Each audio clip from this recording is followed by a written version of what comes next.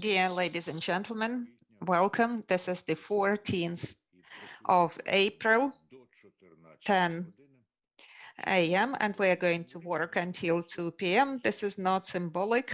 This is just convenient time for our work.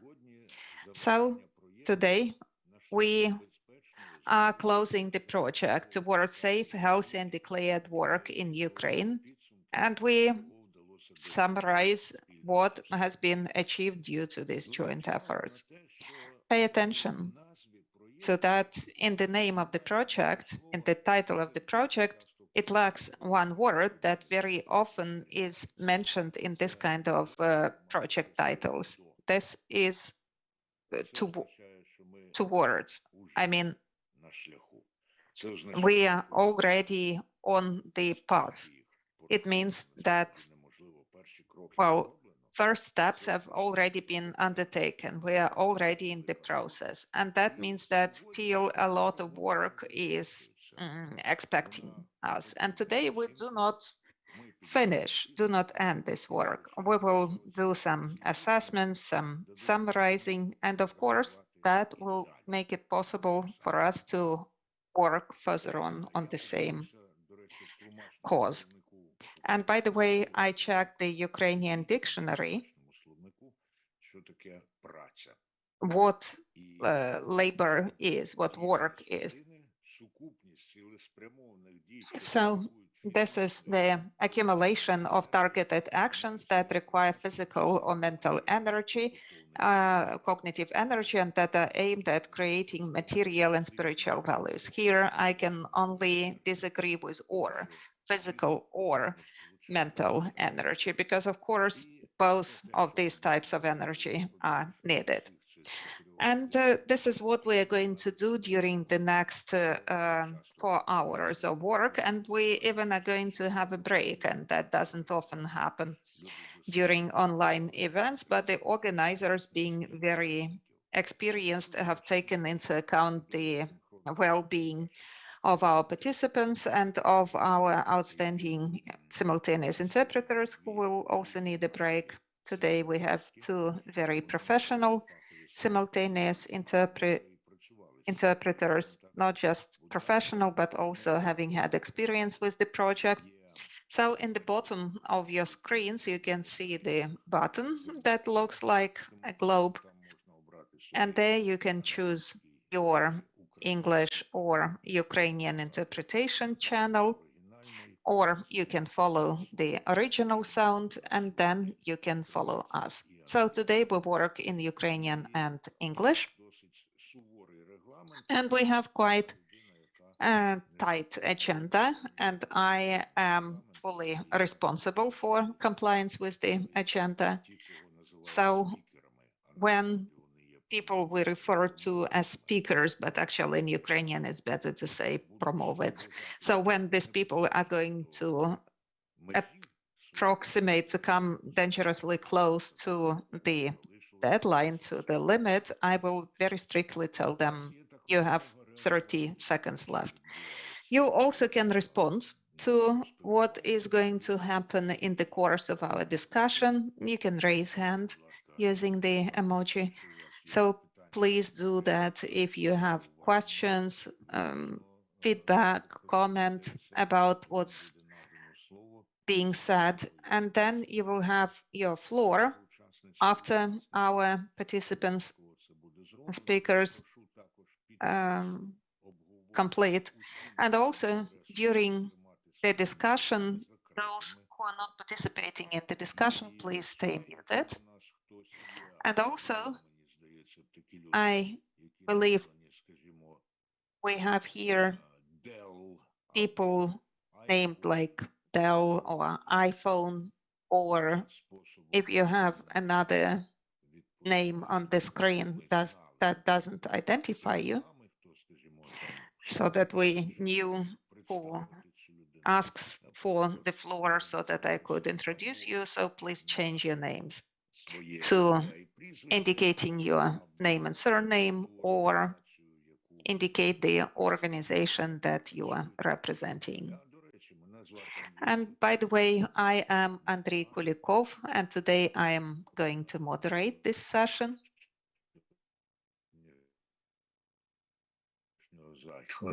I'm going to moderate this event today, and so if our technical aspects are clear and settled, and since nobody's raising hands to say no, that something is unclear, so then everything is clear, and I believe that we can proceed with the agenda, and let's be attentive, because as I have mentioned, you will have a chance to ask questions, to come up with feedback, with your assessment, to compare with your vision with what you hear from our speakers. And please don't wait for them to finish. You can raise your hand or you can write in the chat as a response so that I could also follow and see how many questions or how extensive a discussion we're going to have after interventions of those indicated in our agenda. So now I'm very happy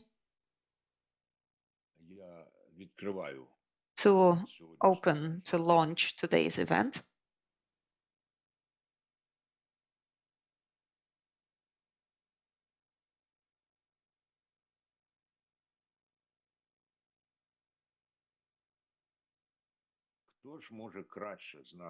So who could know the sector better than those who have been project managers, who were and who are project managers? So in January 2020 through October 2021, it was Mr. Antonio Santos. So Antonio, the floor is yours now.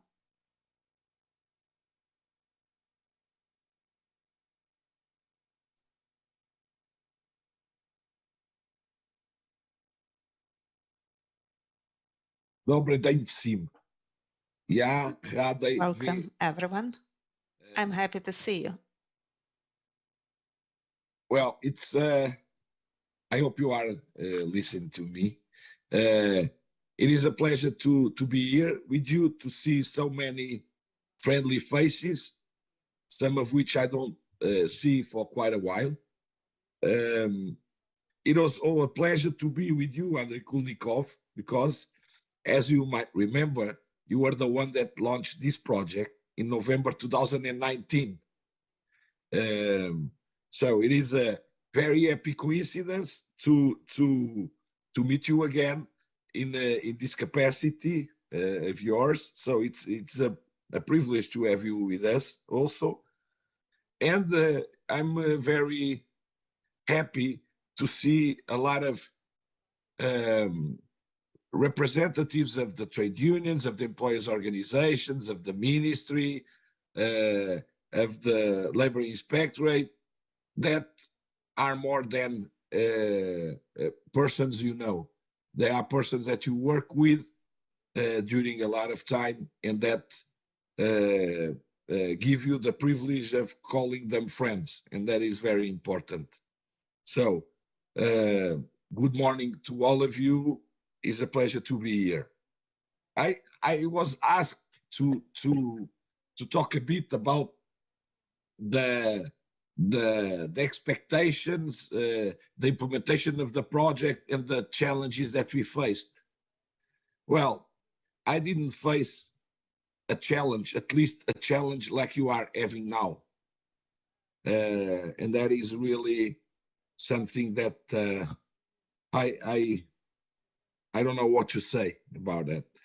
The challenge that we had was COVID-19 at that time. And it was at the beginning of the project. And no one was prepared for that, for the dimension of the challenge. But our project managed to jump immediately from a face-to-face based project to an online interaction project pretty easily, I would say, with the support of all of you. And but the main challenges was the fact that at that time no one seems to know what to do to combine in a better way the worries and the concerns about the occupational safety and health of the workers and the need to ensure the business continuity.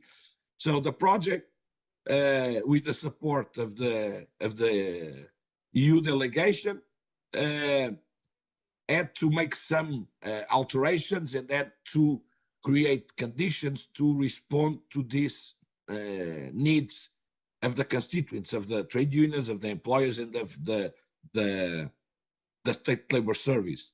So, and in that case, what we did at that time was to build the capacity of the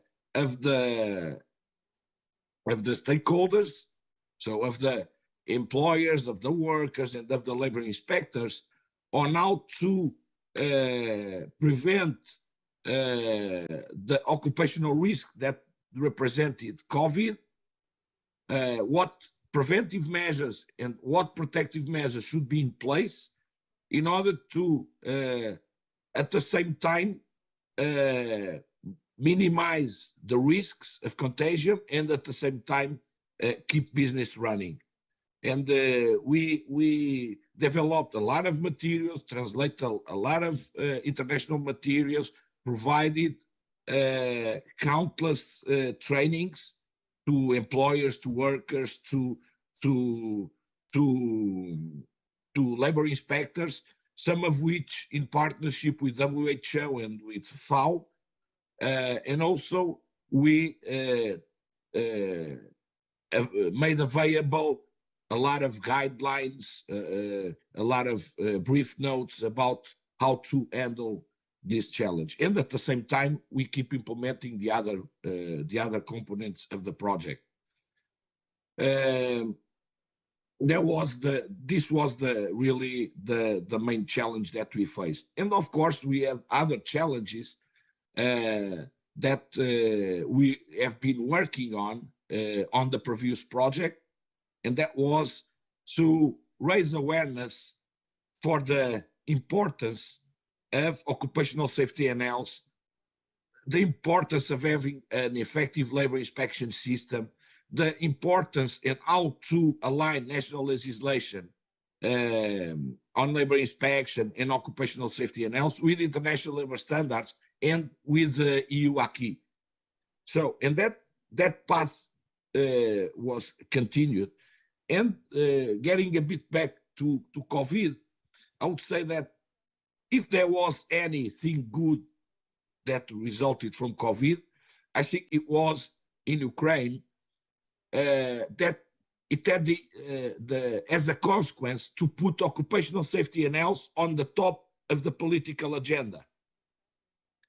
And through addressing specifically the problem of COVID, we had the opportunity of expanding the intervention in a wider form, and with the support of the State Labor Service, of the Ministry of Economy, and also with the support of trade unions and employees organizations, we managed to draft a OSH law, to discuss it, to exchange ideas, and to align it with the international labor standards and EU acquis. And I suppose that this law is now at the CMU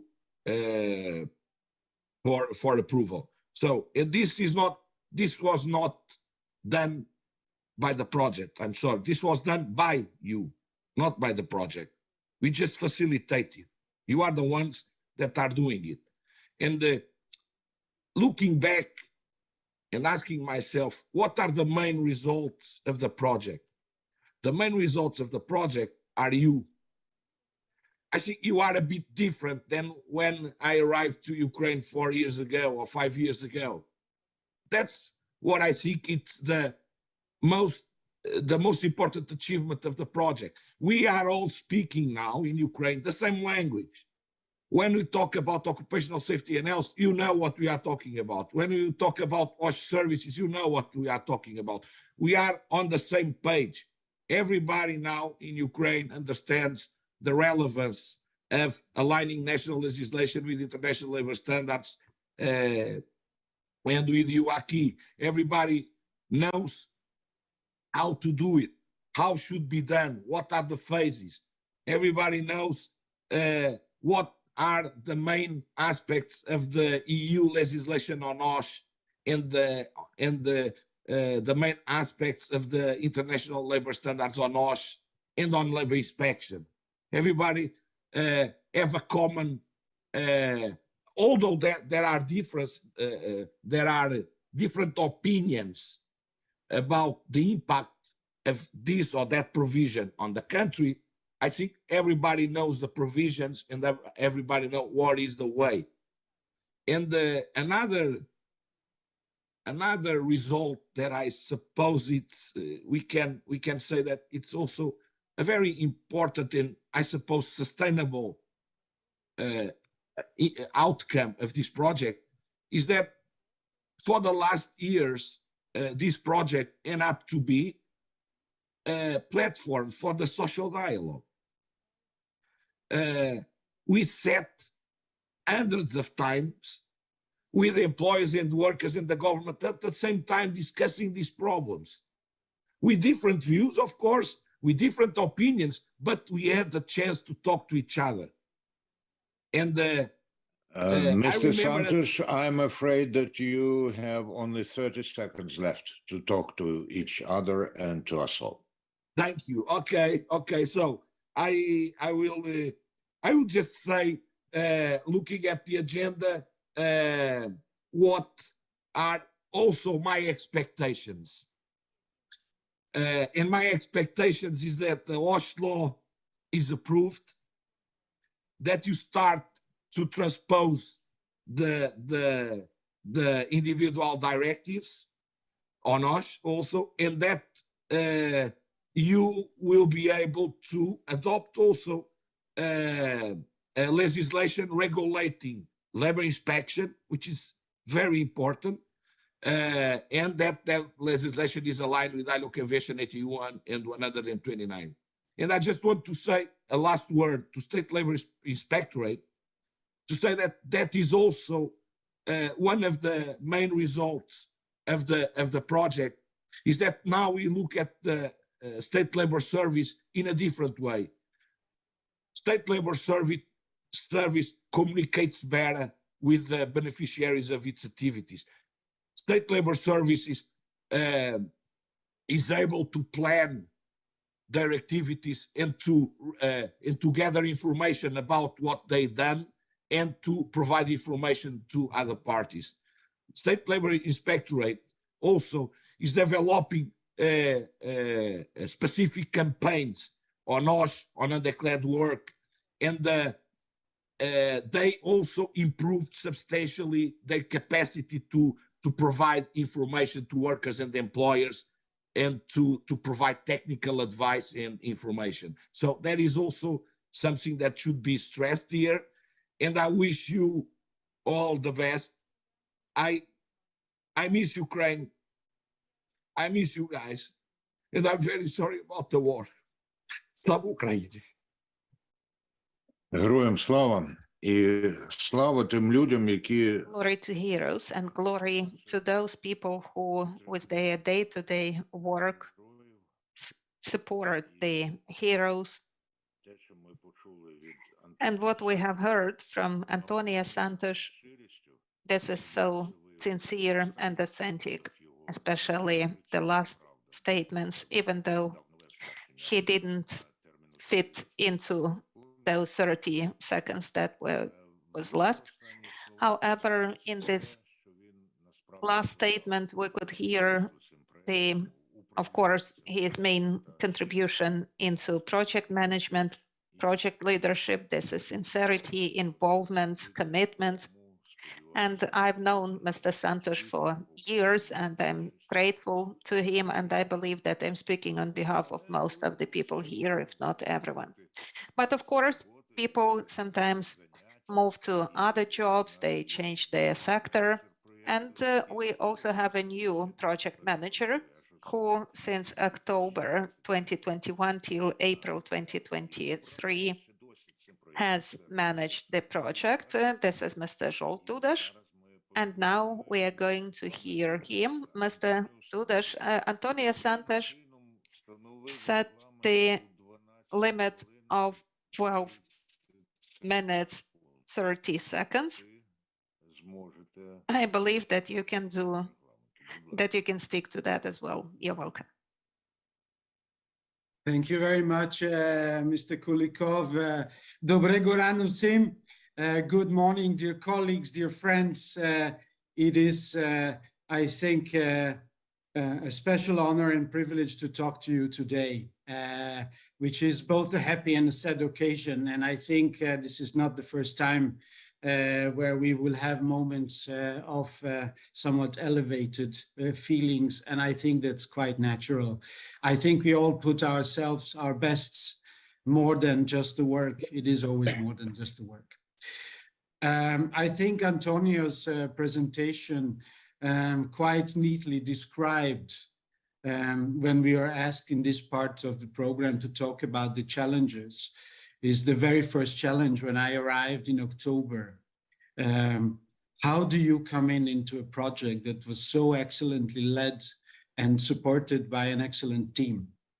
How you try to give your contribution to a really outstanding work that has been done by the predecessor. So I think that I'd like to say as a very first challenge when it came to the time of mid-October.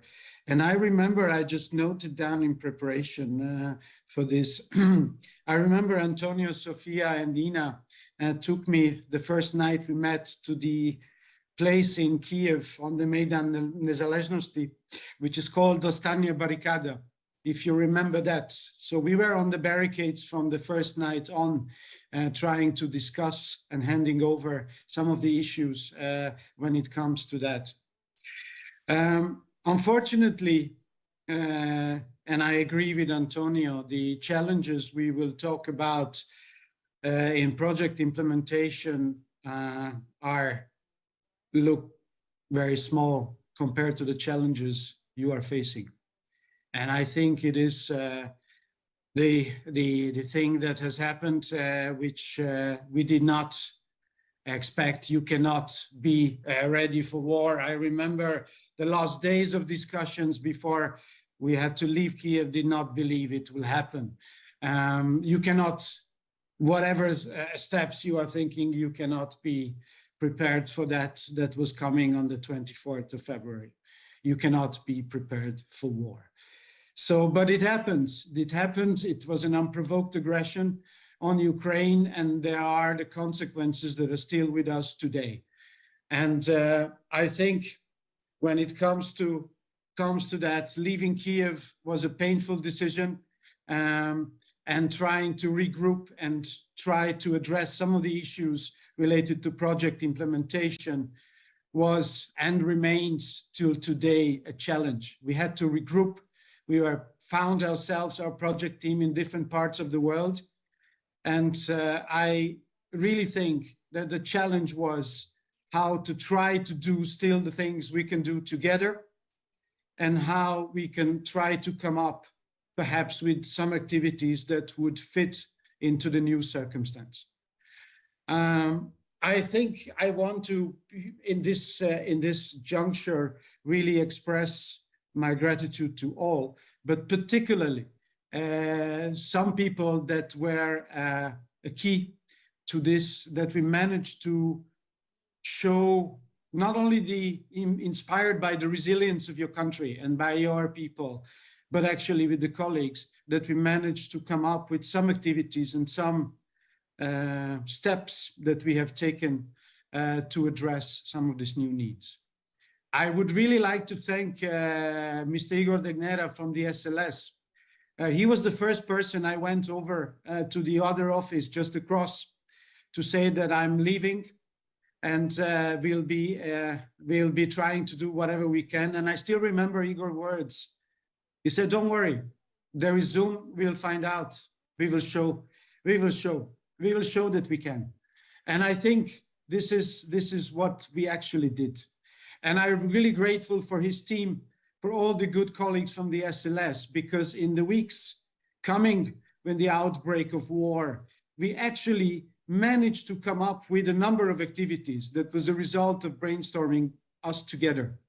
I also want to thank the specialists, the SOSH colleagues and OSH, because some of the activities and brainstorming from early days of the conflict inspired us to do. And of course, the colleagues from the Ministry of Economy, of course, the trade union colleagues from the movement, of course, the colleagues from the business community and employers organizations. It was the key to try to get to. So we did come up with 3 topics, 3 activities that will be described later on. And I think really the credit for this goes for those that have managed to create such an environment where we are, despite of the difficult situations, we're able to brainstorm and do it. And of course, while this event is, of course, the celebration of all of you, and I fully agree with Antonio with this, because this is what it is. You are the one implementing. We are just supporting. It's your lead and us behind. But I also would like to seize the opportunity to thank Sophia, to thank Ina, thank Linda, and thank all the colleagues that will be mentioned later on, because they, within our little group, and there are more than I mentioned, and I cannot name them all, but they know who they are, and I know that they think that I think of them. You are the ones that created this drive and this inspiration that fed us to be able to support.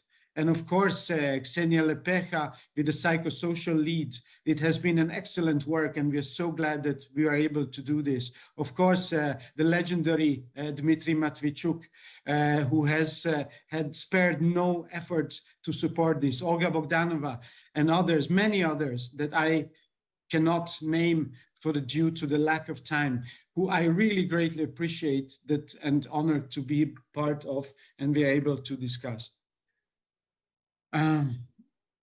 The difficult part of this is, of course, that at the moment, what we can say is that we have tried our best, and that's why I said this is both a good and, of course, a sad occasion. But definitely, the story does not end now. We created the frame, but you are painting this picture, and we are definitely thinking that with your lead, the ILO will be around. There are things that are gonna continue to happen, and the challenges are only multiplying, because the last that I want to say before concluding this, that during the tenure with the project, there was a historic development, and that is the challenge of Ukraine receiving the candidate country status with the European Union. And it is the stated ambition and a goal for your country. And I think this is and will remain a paramount challenge, that our little work and our little technical contribution in the field of occupational safety and health, labor inspection, and the whole labor reform that colleagues in the ILO are dealing with, it is something that will continue to be supported. I want to express, I expressed it many times, my personal solidarity. I want to say Slava Ukraini as well. I hope for the best. I give back the floor to Andrei. Thank you very much. Дуже дякую. Дуже дякую, пане Дудаш. І Thank you very much, Mr. Dudas. So you say, I want to say glory to Ukraine, and you do say glory to Ukraine. It's a very proper thing. Your words, your deeds reflect your words. Pay attention, Antonio is writing in Ukrainian in our chat. This is the message with good wishes in Ukrainian. But we often face a dilemma. We say we, but in fact, we mean everyone. who is present here, it's not an appropriate thing, perhaps, measure each other's contributions. It's complicated. Some time ago, we could not even imagine the challenges we would face within 2022. That we should keep in mind that at the time of the project start, the COVID challenge was absolutely unexpected for many of us as well. People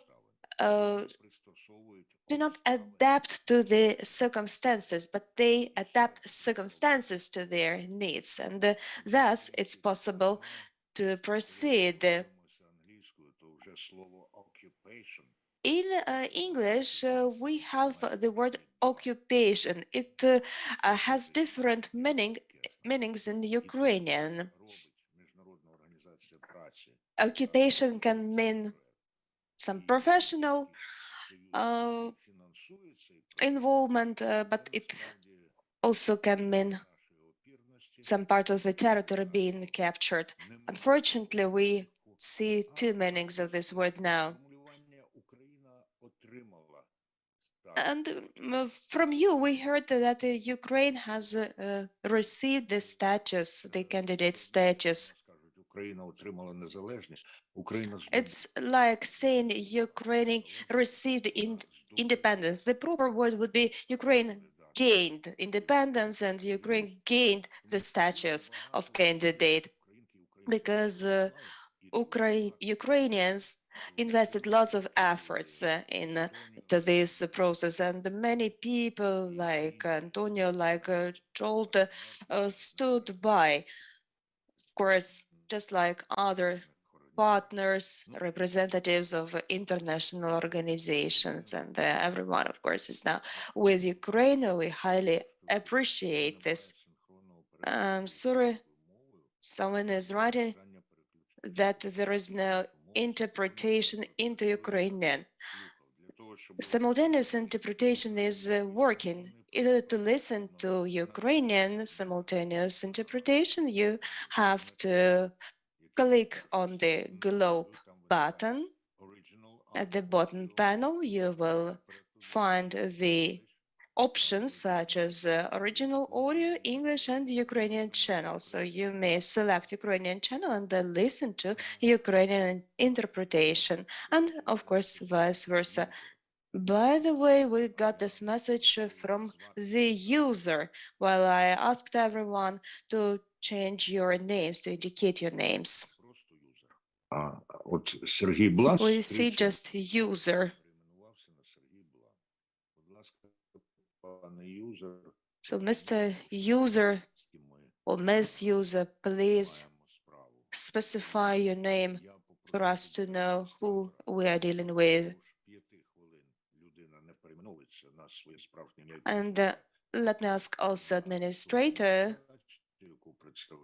to verify whether the person has changed his or her name, unless the user indicates the name and the organization, or we may regard this as an attempt to do some harm.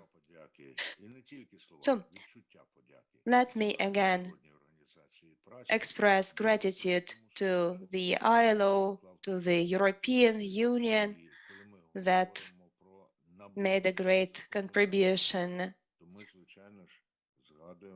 Our next topic is harmonization and approximation of legislation. In the first place, we imply the labor and OSH legislation function in the European Union. So now let's proceed to the topic approximation of the labor standards of Ukraine to the European standards. In any case, at the beginning of every session, we will be quoting famous people. Sir Brian Appleton, in this case, said that safety is not an intellectual exercise to keep us in work. It's a matter of our contributions to safety management that determines whether the people we work with live or die. And in this respect, we should mention that people live or die not only during wartime, but also during the peaceful time. So the time frame for each speaker will be 5 minutes, and after everyone has taken the floor, we will have a Q&A session. The speakers may answer the questions asked either by you, dear participants, or by me, because I would like to use the opportunity and ask my own questions. And the first speaker will be Mr. Ivan Nahornyak from the government, representing the Office for European and Euro-Atlantic Integration. Oh, I'm sorry for interrupting you. We've got also some animated infographics. And we would like to show you some videos. So with your indulgence, Mr. Nahornyak, let's spend a minute watching.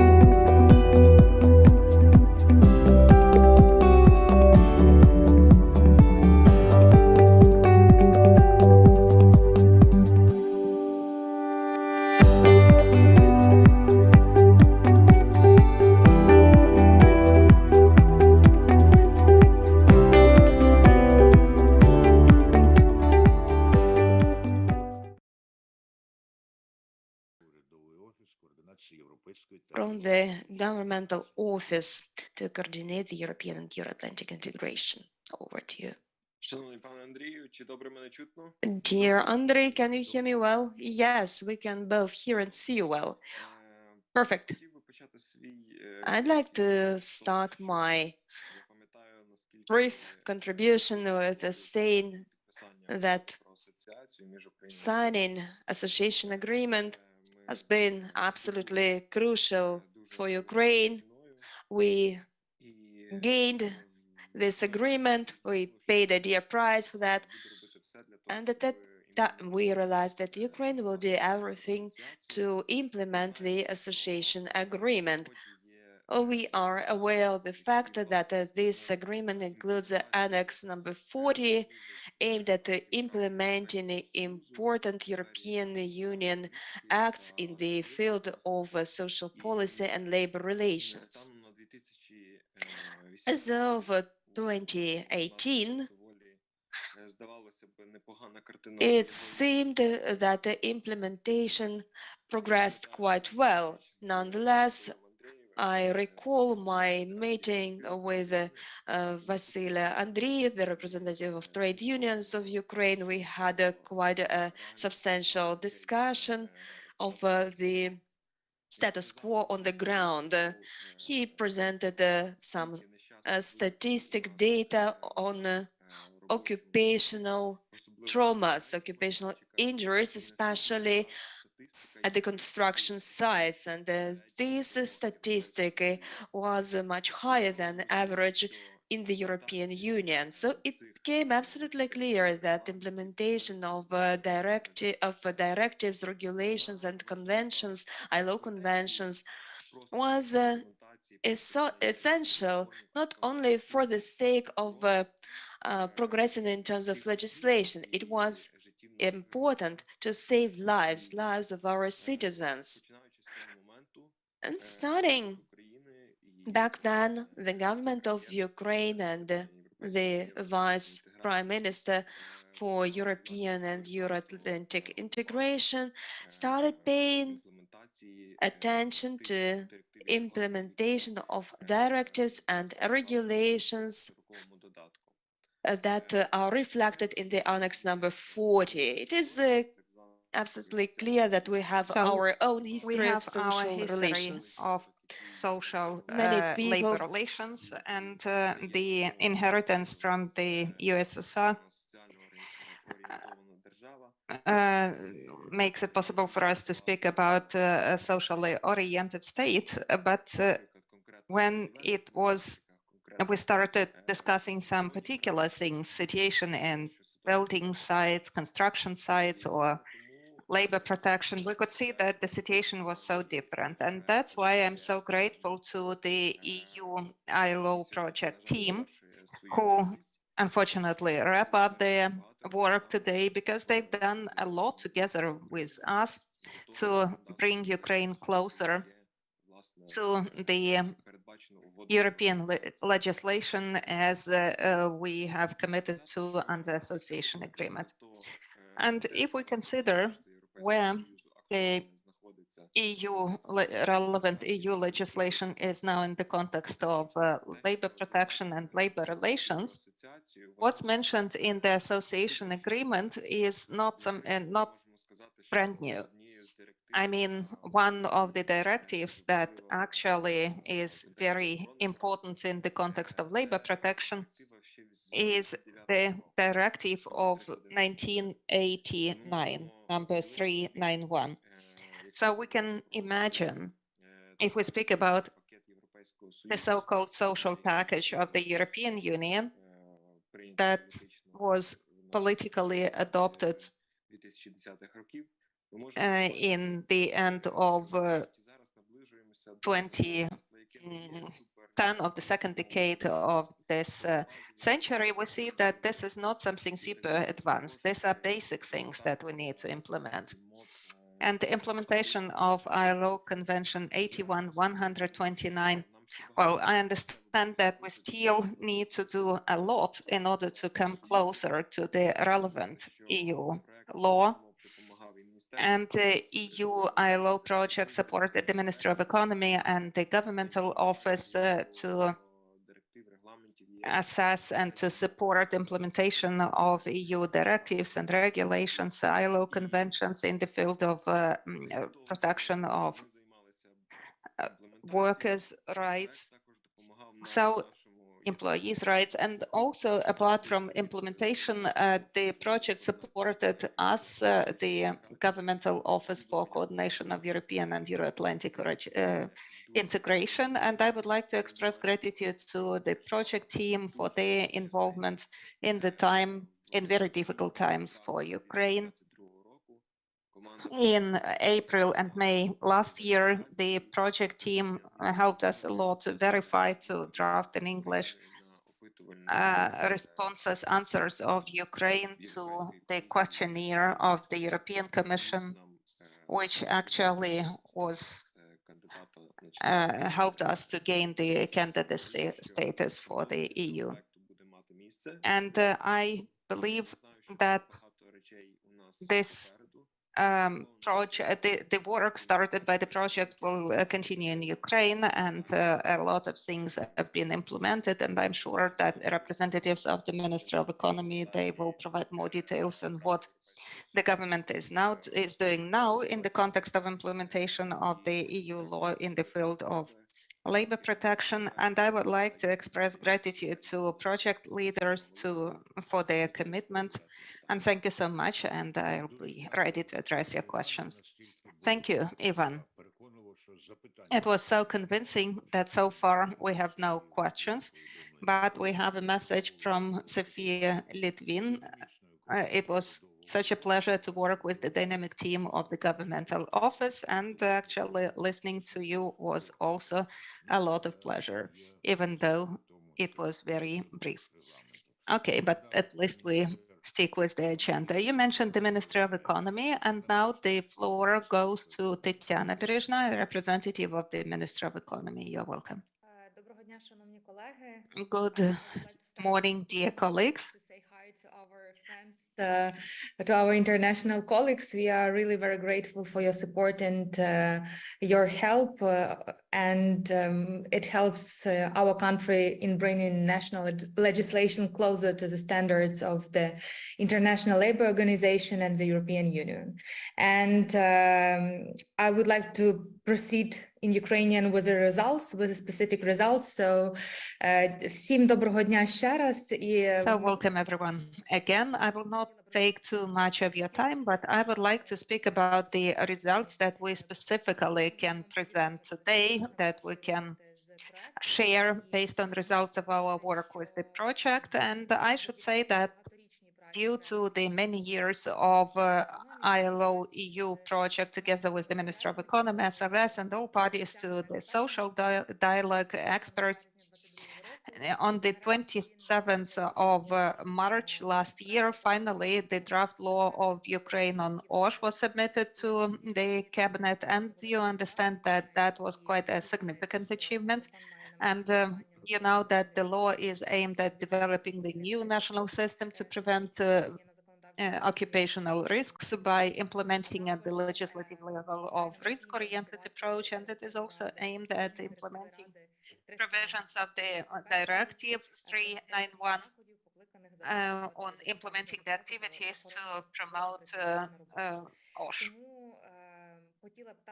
That is why I would like to express gratitude for significant contribution to the project, contribution to capacity building for SLS. Another outcome that I would like to mention, to implement the order of first Vice Prime Minister of Ukraine, the Minister of Economy, Ms. Sviridenko. The ministry developed a draft law, which has quite a long name, but it is very important, I believe. It is on amending certain legislative acts of Ukraine, on delineation of powers of central authorities in the field of industrial safety, OSH, hygiene, occupational hygiene, and handling of explosives, mining oversight. So this draft law was adopted at the governmental session, at the cabinet session in March this year. And by the way, I mentioned the wrong year. Yes, we submitted the draft law to the cabinet this year, of course. I'm speaking about 2022. I still have not switched to 2023. So OSH law was, draft law was submitted this year.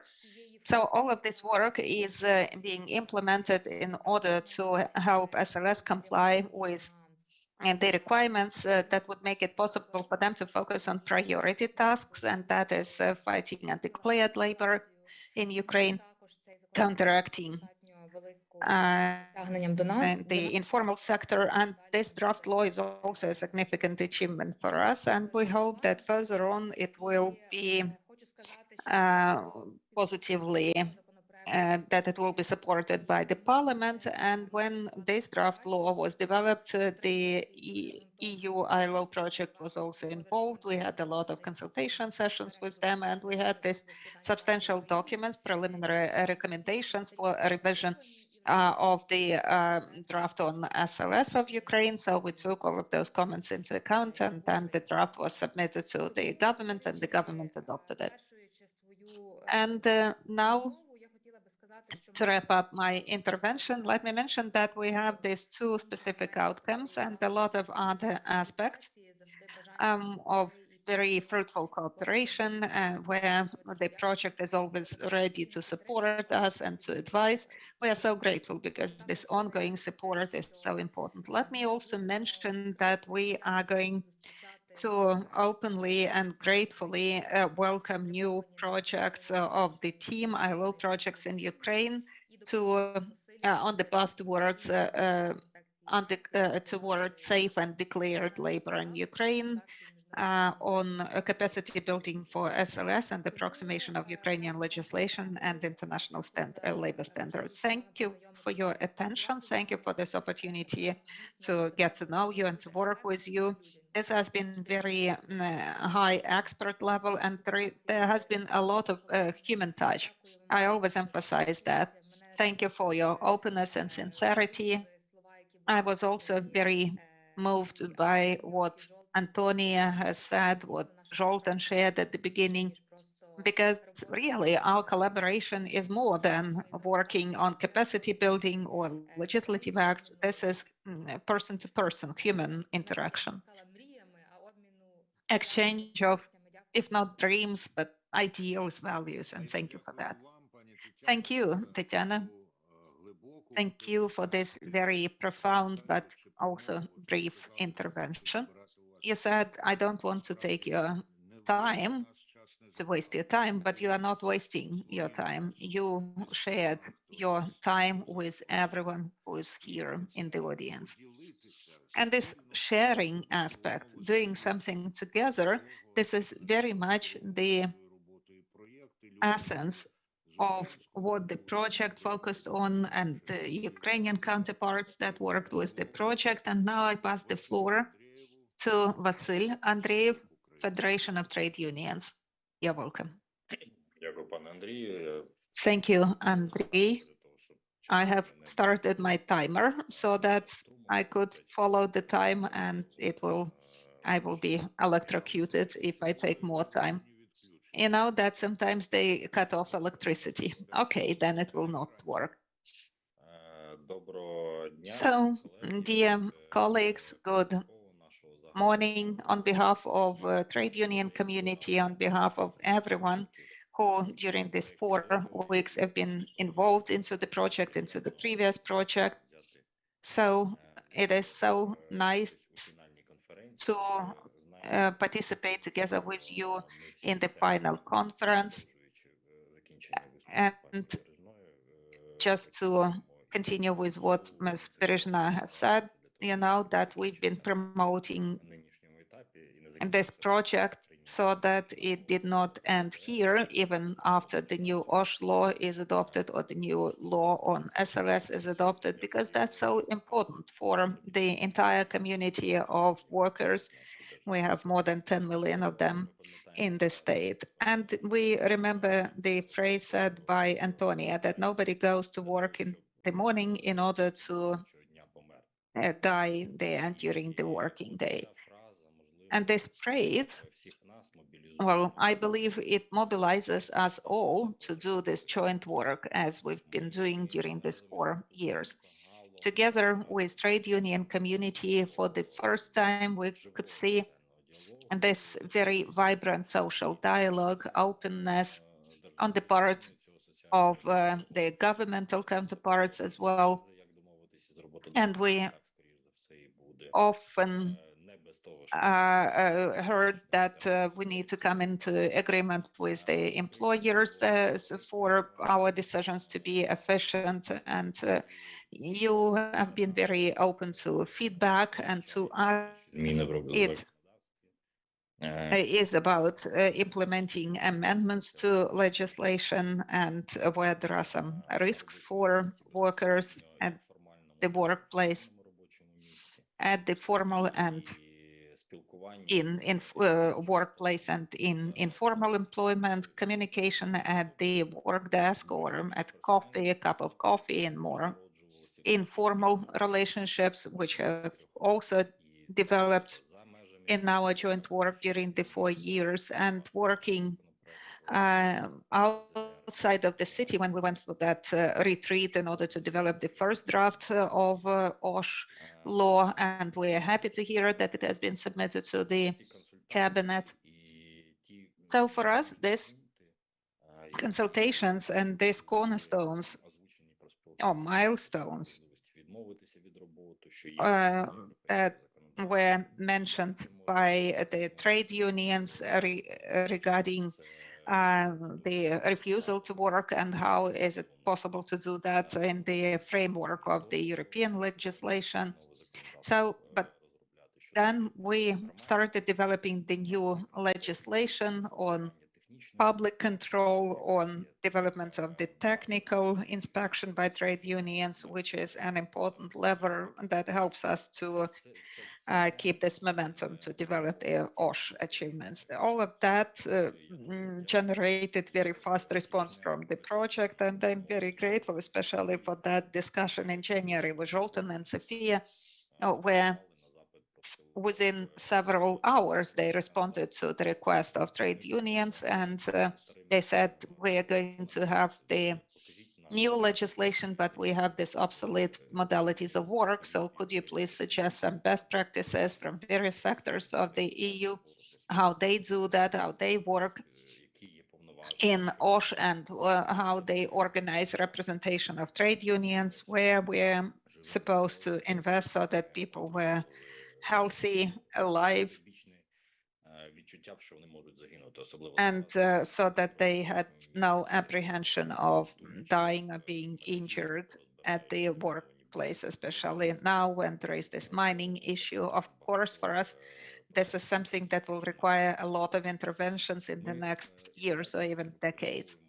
We are very grateful to use the analytical documents that have been released and that are outputs of the project. So together with employers, we will further explore those issues that may arise, for example, in the context of introducing insurance instead of permits for hazardous work, and a lot of other aspects that still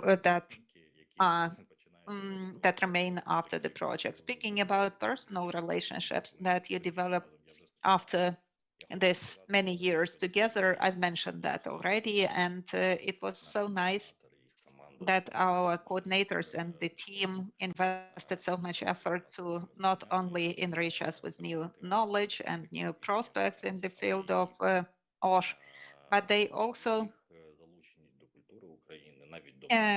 get involved into Ukrainian culture, even the language. I'm grateful to Antonia and to Joel that you start and you end at every training with words, glory to Ukraine and glory to Ukraine. Glory to heroes. Thank you, Vasil, as ever, very profoundly, deeply, and forward-lookingly. And that's due to your good knowledge of what's going on. With this kind of speakers, it makes it easy for the moderator, because you always tell me who the next one is going to be. So Mr. Nagornyak mentioned the Minister of Economy, we heard. Ms. Berezhna and Vasil mentioned employers, and of course I now pass the floor to Serhiy Bilenki, representing the Federation of Employers of Ukraine. You're welcome. Good morning, dear colleagues. It's so nice to participate in this event today. And above all, I will not be original, so I would like to express gratitude to the ILO EU project. For 4 years, we've been doing very important work. Regarding the results of this work, I believe Antonia, Santosh, and Joel, they were spot on. Antonia said that the main outcome is us, and Joel said that as a result of the work, we have set the frame and you are going to draw the picture. And here I cannot but agree with the dear colleagues. That's true. The project has made us much more knowledgeable than before in the context of, in the field of EU legislation, in the OSH area, directives, ILO directives, and EU Council, and also EU regulations. At the same time, we also had to do our homework, and I mean all the 3 counterparts, employers, trade unions, and the government and the state. And the result of that would be the coordinated draft OSH law. And here, maybe I will add a little bit of criticism into our discussion. I can hardly agree with Tatiana Berezhna about that. And the main outcome is that the draft law was submitted to the government on the 27th of March. It would have been much better if this draft law were preliminarily coordinated and agreed by all parties in the social dialogue. And let me mention that we have the joint possession of two representative bodies from employers and employees about that this draft law does not fully take into account interests of each of the parties in the social dialogue. And let me now,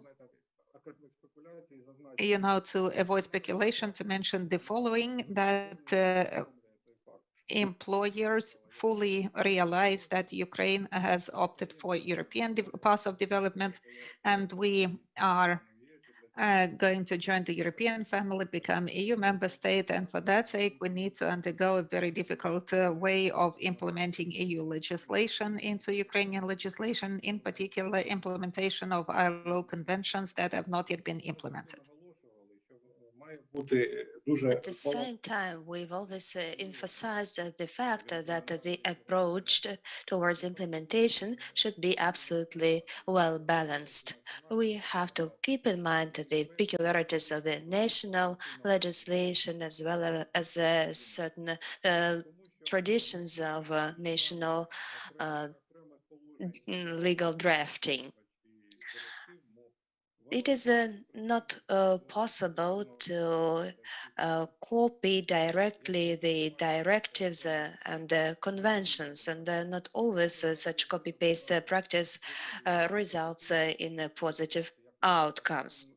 However, we've got also examples of positive cooperation at the trilateral level and at the level of the EU legislation approximation. Yesterday, the president signed the document on the collective agreements we have worked on for a long time. This document is fully supported by both trade unions and the employers.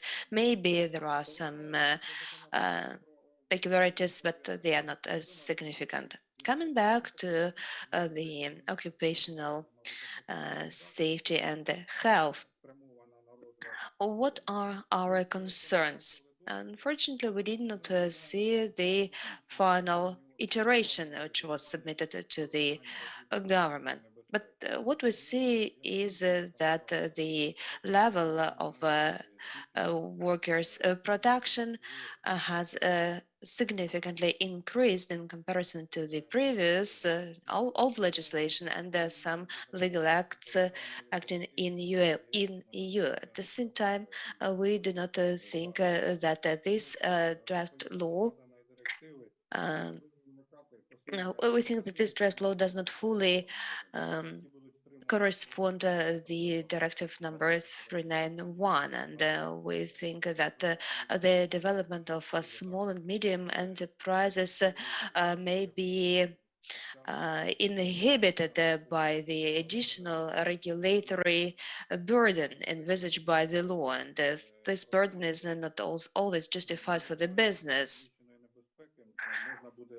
In terms of high-risk works, we see that the special permits or insurance should be obtained. While in many EU countries, such works are delivered on the basis of simple declarations, and this does not provoke an increase in the injury rate.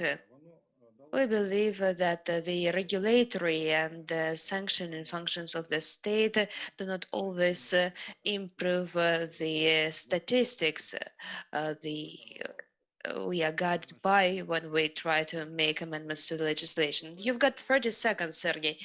Okay, yes, I'm going to close my speech. In fact, there is much to say.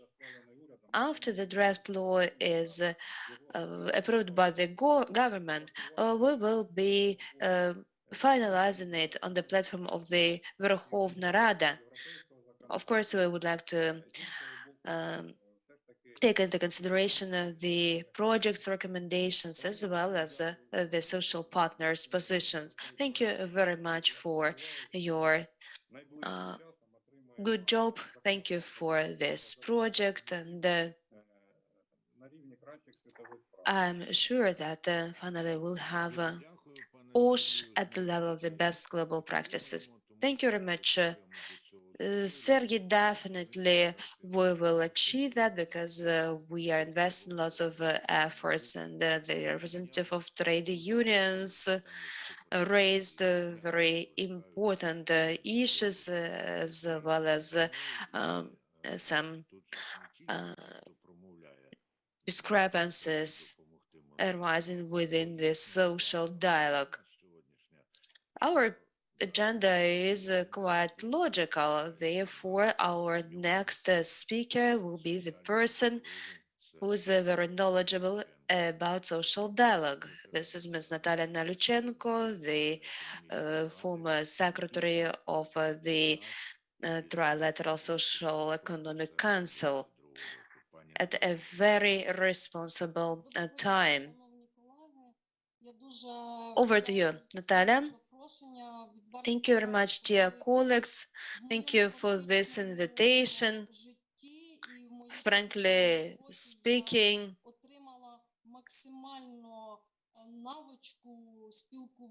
while working at this position, I acquired lots of skills to continue this social dialogue. Social dialogue is the main tool to ensure social protection and reach agreements in the field of labor safety. Implementation of this project means three achievements for me. First, approximation of the national legislation to the international labor standards, because actually the Trilateral Socio-Economic Council has become a platform to share opinions on the mentioned draft law. As said by Sergei and Vasil, we are all humans and we all have our own approaches and our own vision. In some instances, we did not reach an agreement. However, we tried to listen to each other to drive the discussion, and it's very important for us because I see that we may reach the consensus in the end. Then, secondly, this project trained the Ukrainian experts in labor legislation. Labor inspectors also got some experience in psychosocial support. It's quite important because with the onset of war, it was a great value. The management of project and Ms. Litvin in particular responded very quickly to the needs of our society, our workers and employers, in terms of psychosocial support, I mean. And I would like to say that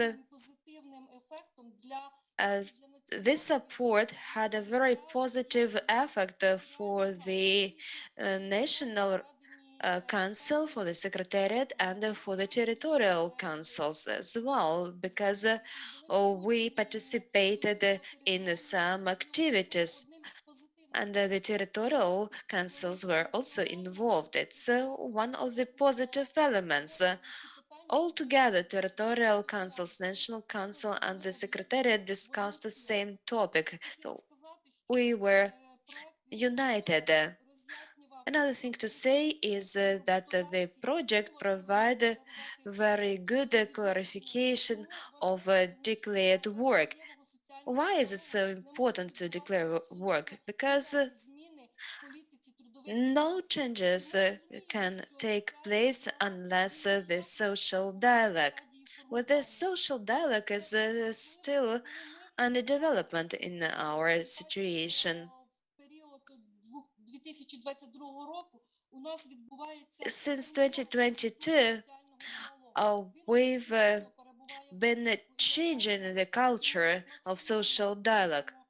It's continuous and uninterrupted development, and I hope that we this dialogue will evolve to the best model, the model that will fit Ukraine, that will contribute to improving our well-being and welfare. But in the end, I think we will be able to align the positions of the partners. I'm very grateful to you. It was really cool to cooperate with the project. My gratitude extends also to all the colleagues who made their contributions. It's a really great experience. The Secretariat employees got to know the models of existing models of social dialogue. We acquired new skills in driving the social dialogue. It was quite a practical experience. It was very useful because the Trilateral Council suspended its activities for some period of time, and then it resumed its functioning. So thank you very much for this project. Many thanks to the colleagues who shared their experience. Ms. Natalia, thank you for saying that it was really cool to cooperate with the project, and your speech has also been very cool while being at the same time brief and concise. Many thanks for that. And now we are happy to hand the microphone over to Mr. Sergei Savchuk, the National Coordinator of ILO in Ukraine.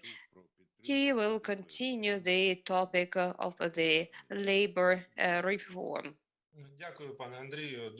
Thank you, Andrei. It's so pleasant to see many familiar faces, and I'm also delighted to see you as moderator of today's event. Dear colleagues, I joined ILO in 2011, many years ago. At the time, in 2001, the work on the new labor code just started. I don't know whether it's good or bad. And unfortunately, after 22 years, we still do not have the new labor code.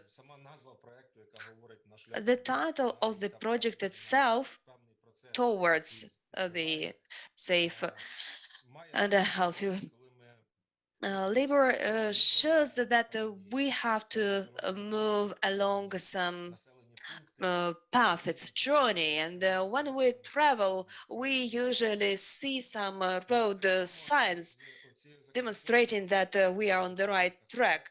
The same is true for the draft making. At the beginning of this session, you saw the milestones behind us on the road towards the legislation which has to approximate Ukraine to standards of the European Union. By approximating to European legislation, we become closer to the membership. We do create conditions for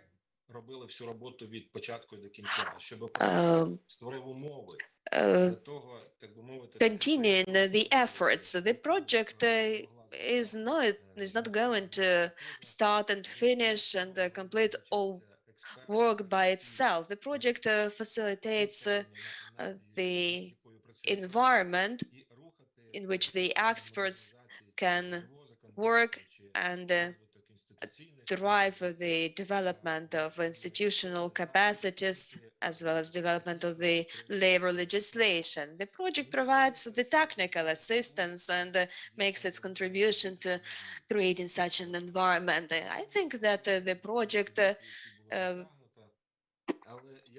can be characterized by lots of deliverables. I'm not going to reiterate what has already been said, but I think that this project has become a hub for expert knowledge on OSH and other issues.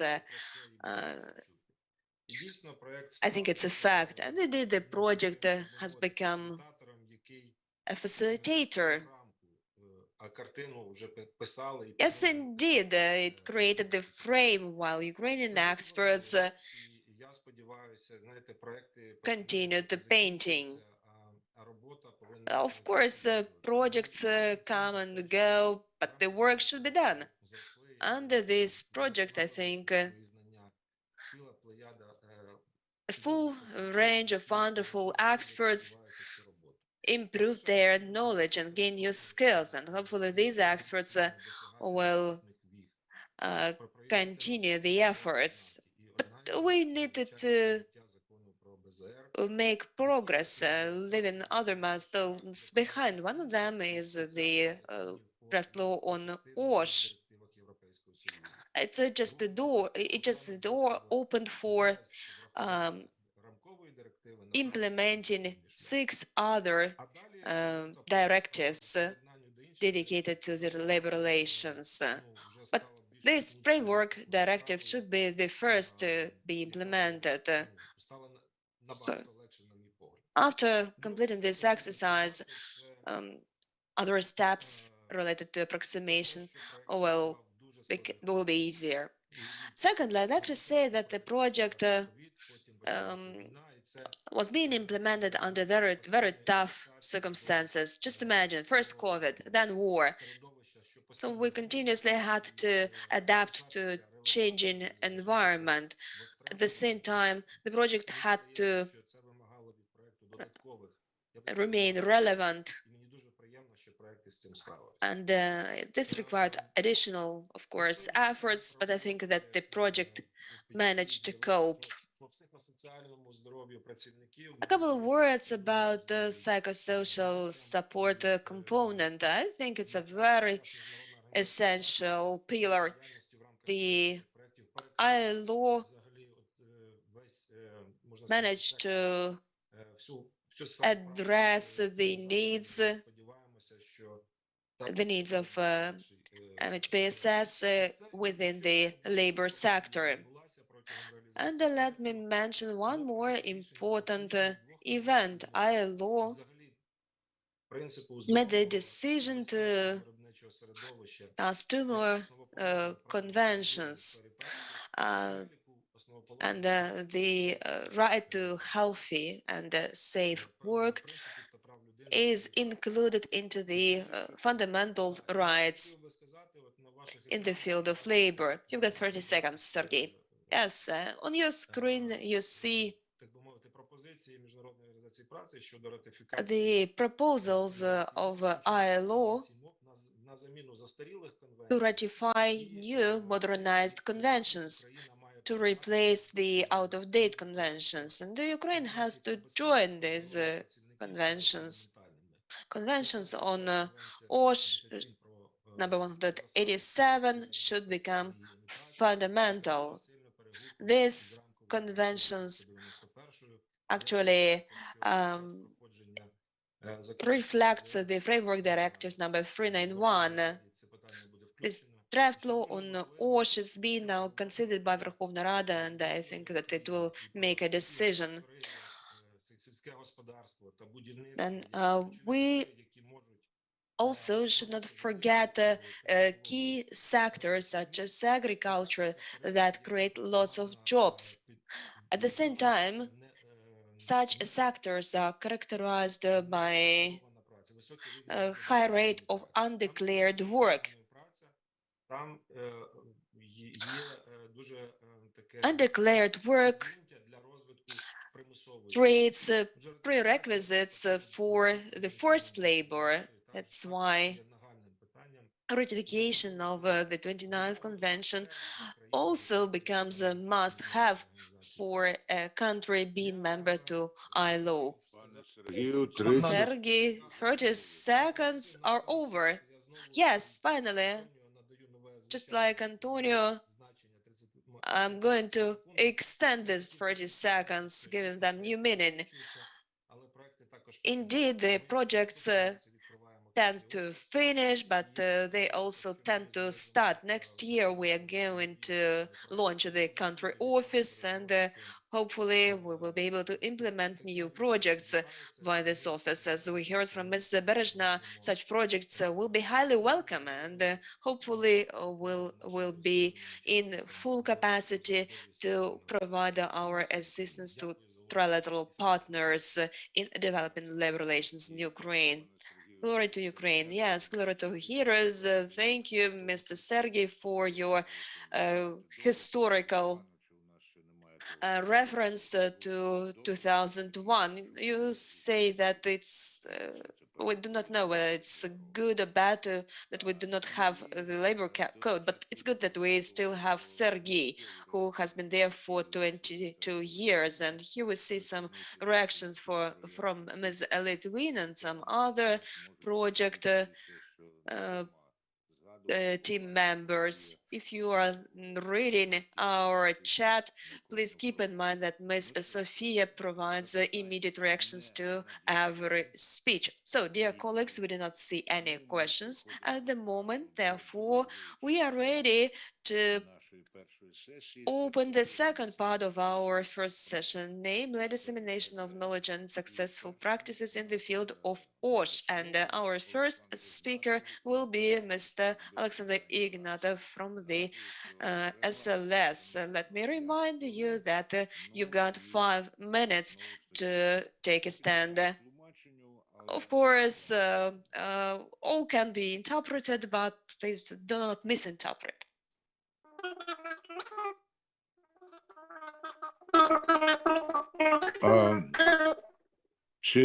Чи добре ми чуємо зараз? Do we hear the speaker? No, unfortunately, it seems that we don't hear the speaker. We don't hear Mr. Ignatov, right? Mr. Ignatov has some issues. Alexander, can you try and do something on your end? Meanwhile, maybe you could try again now. No, unfortunately, your sound is distorted. So, Alexander, your voice is distorted, so I will ask you to try and resolve that on your end while we proceed with an expert, OSH expert. Mr. Sergey Ross, are you with us? Yes, absolutely. Now we hear you very well.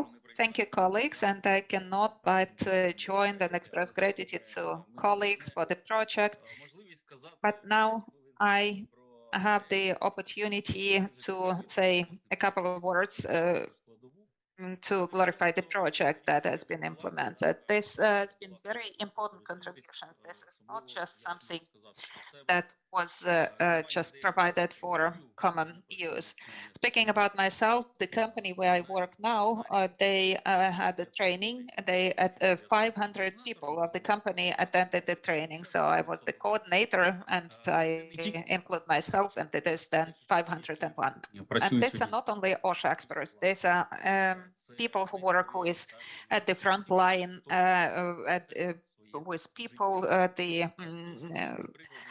everyone who is now implementing these principles in their life. We could see in discussions and questions that were asked to our international colleagues, experts, they were about how the system is developed, how are we supposed to manage it? Because today we really have this component, the European state-of-the-art component, and we got it not from books, but we can hear these best practices from specific people, individuals who implement that.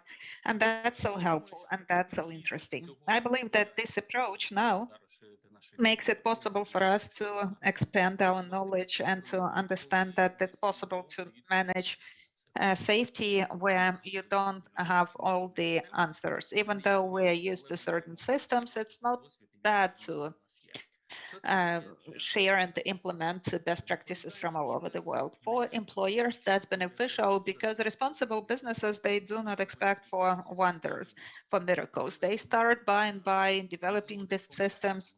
Maybe they make mistakes on the way. However, they do not wait for someone to come and resolve that for them. So the seminars that have been held, they were very helpful for the employers who try to implement those practices in their procedures.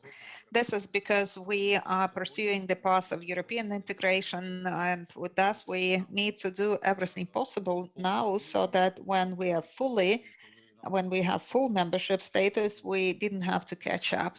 So right today, responsible, diligent businesses are already doing that. And due to that too, a lot of people could see and hear that, and they start using that. And what has been used is being improved because this is a continuous process. Studying, it's learning new things. It is an ongoing process, and it's also important to implement this knowledge. And even though I absolutely support this idea that when we sign or approve legislative acts, we need to do that in a dialogical way, but no matter how it is adopted. And of course, I agree that all the parties need to be involved, all the parties need to be heard, and then it's going to be as efficient as possible. But today already, without waiting for that, businesses have started implementing a risk-oriented approach and best practices because we understand that we need to influence that ourselves. And due to the project, due to the seminars and webinars, I believe we managed to involve such a great number of not only experts, but also those people who directly manage that. So we move on. We do not wait for some outstanding events. We need to do that on the daily basis in the field at the grassroots level. So we are grateful to everyone, to our international colleagues, to our Olga Ivanivna, to the journal, because without that, that coalition of domestic and international experts, realization of that, the gaps are not that huge, but we are always open to new knowledge and to implementing that. That wouldn't be possible. So thank you. Look how confident Mr. Ross was, but he had different facial expression. He started in a very serious and energetic way, but at the end we could witness his smile. And that's very symbolic. I have a question to Serhiy. How do you measure efficacy of seminars and webinars? Well, when we had the final phase, and there we had the quiz, and one of employees of the enterprise who is not an OSH engineer, he is a ship leader, she got involved and she won some prizes. And while these are specialized issues, and usually it is experts who need to know that. But now we can see that even people who directly work in industry, they become knowledgeable about that. That's important. So efficiency, it's where it's not just we try to exchange some practices domestically, internally, but it's important to expand that coverage to cover various sectors. Thank you so much, Serhiy. Now, what about Alexander? Have you managed to join us, to rejoin us? I don't see him yet. Yes, can you hear me? Yes, now we can hear you perfectly. Great. So you're welcome, Alexander. Alexander Ignatov representing SLS. Thank you, and sorry for that misfortune. That's a technical issue.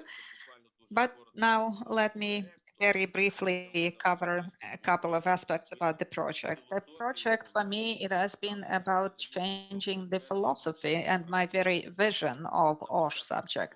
Because at the beginning of working with the project, I thought that labor protection would be okay, but now I realize that labor protection is just a part of the OSH system, and this is to put it briefly. Speaking about practices, about what we do and what we can do under current circumstances. Well, unfortunately, now there is this moratorium on inspection. So mostly what we do is awareness raising, providing advice, consultations for economic entities and employees.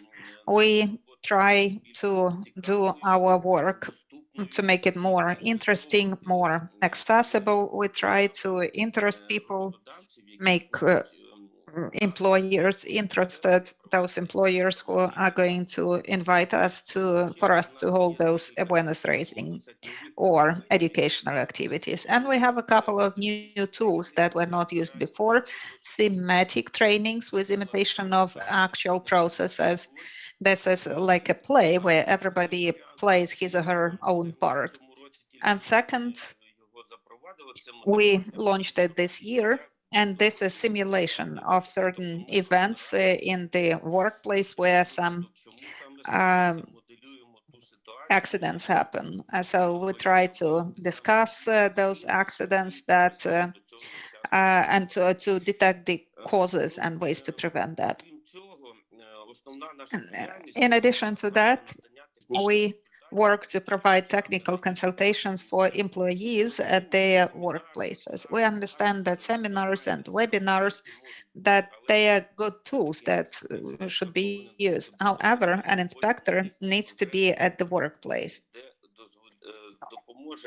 And we need to work in the field, and together with employers, we can help them determine some hazards that exist in this or that enterprise. For example, if it is about welding, about electricity, then this is, of course, about hazards, but there are some other additional situations that may be hazardous. And that is why our work in the field at the enterprises, this is, of course, priority for us. And in the context of the war, what has become especially relevant is that now that we have new additional hazards, which we didn't have previously. The war as such, this is about missile attacks, artillery shellings, and other types of circumstances that have been brought by the war. So we understand that amending regulations, it doesn't happen fast because it takes time, and that's normal. So in addition to the suggestions that we develop to amend some legislative documents, in parallel, we develop quite practical recommendations that help employers and employees to organize their work, their processes in safer ways, especially under the current conditions. We try to convey the knowledge to them in a very understandable way. So we avoid formal language. Well, of course, guidelines or guidelines need to meet certain formal requirements. However, sometimes it is too boring to read. It's not engaging at all. That is why when we develop our recommendations, we kind of try to speak human language. So sometimes we try to provide some infographics, some images in order to explain what has been mentioned, what is contained in the narrative part. We try to visualize that and make it user-friendly. We have information portal of SLS that contains a lot of materials that we place there. All of that is readily available, accessible, so both employers and employees can use that without waiting for amendments of legislation where they could have some official comments or consultations on some particular issues. Another thing I'd like to mention, this year Well, actually, this is what we do on the ongoing basis. We always have analyzed our statistics, injury statistics, occupational injuries. And this year, we plan for awareness-raising campaigns. The first and the most important one, I believe, is a campaign about hidden or latent traumatism or injuries. We know that this is a problem in the country because the ratio between fatal injuries and kind of other latent injuries are not in line with the global tendencies. In some sectors, it is 1-to-1, and it is not possible. It is not feasible. So we understand that, and so we focus our campaign on that. And we plan 3 more campaigns that are going to be focused on specific types of activities. This is field work in the field.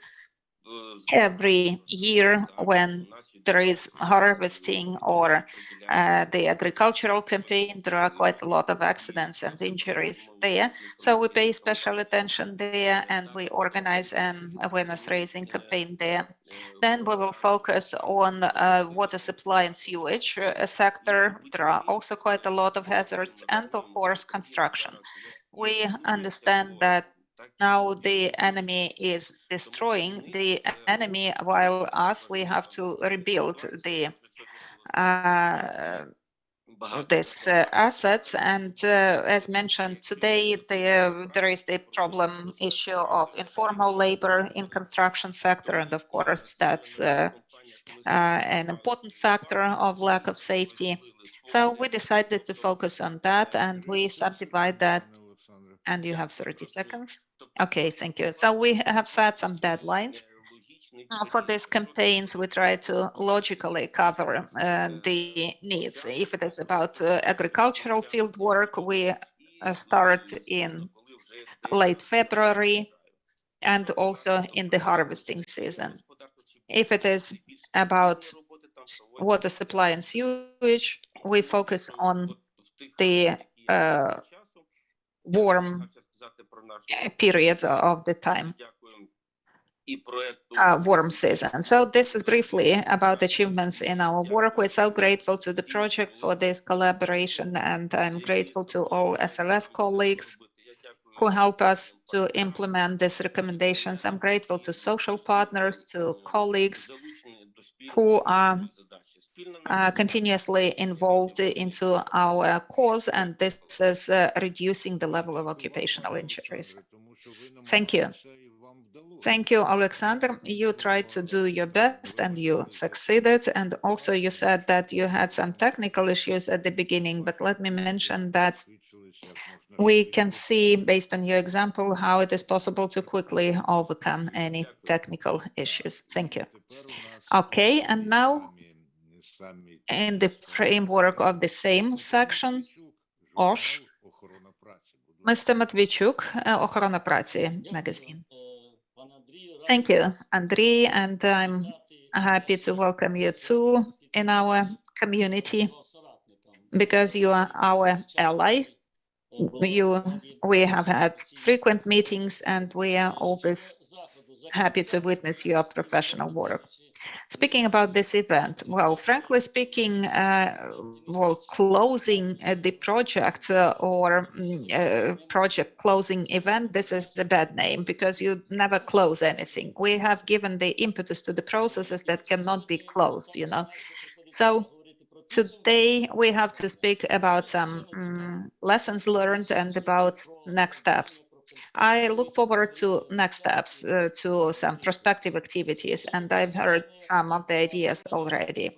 And I'd like to address Antonia, Zsolt, Sofia, and express my gratitude to you because we've been working so hard, and we were really a team, and this is a team that was able to demonstrate good practices, standards of communication, of training. It was so comprehensive on all parts of the process, and that's cool. While Ochrona Pracy magazine, well, we try to describe that and to make it history now. So I see that I still have some time, so let me briefly mention some achievements. So the achievement, so the OSH experts, the community of OSH experts have been developed in Ukraine, and these are people who are ready to work under the new realities. There have been a lot of practical activities, a lot of relevant interventions, and a huge number of people covered. This is about the practical work. And of course, the political will of our parties to social dialogue has been shaped. The project allocated some energy and time to build into the system to organize various activities, drawing contests, student festival, and interventions on work at high. And you've focused on so many important aspects. And I believe that Ukraine has finally made its strategic choice in the field of risk management, in contrast versus the regulatory management of the sector. And now we speak not so much about labor protection, but about OSH. So this is about a change of concept as well.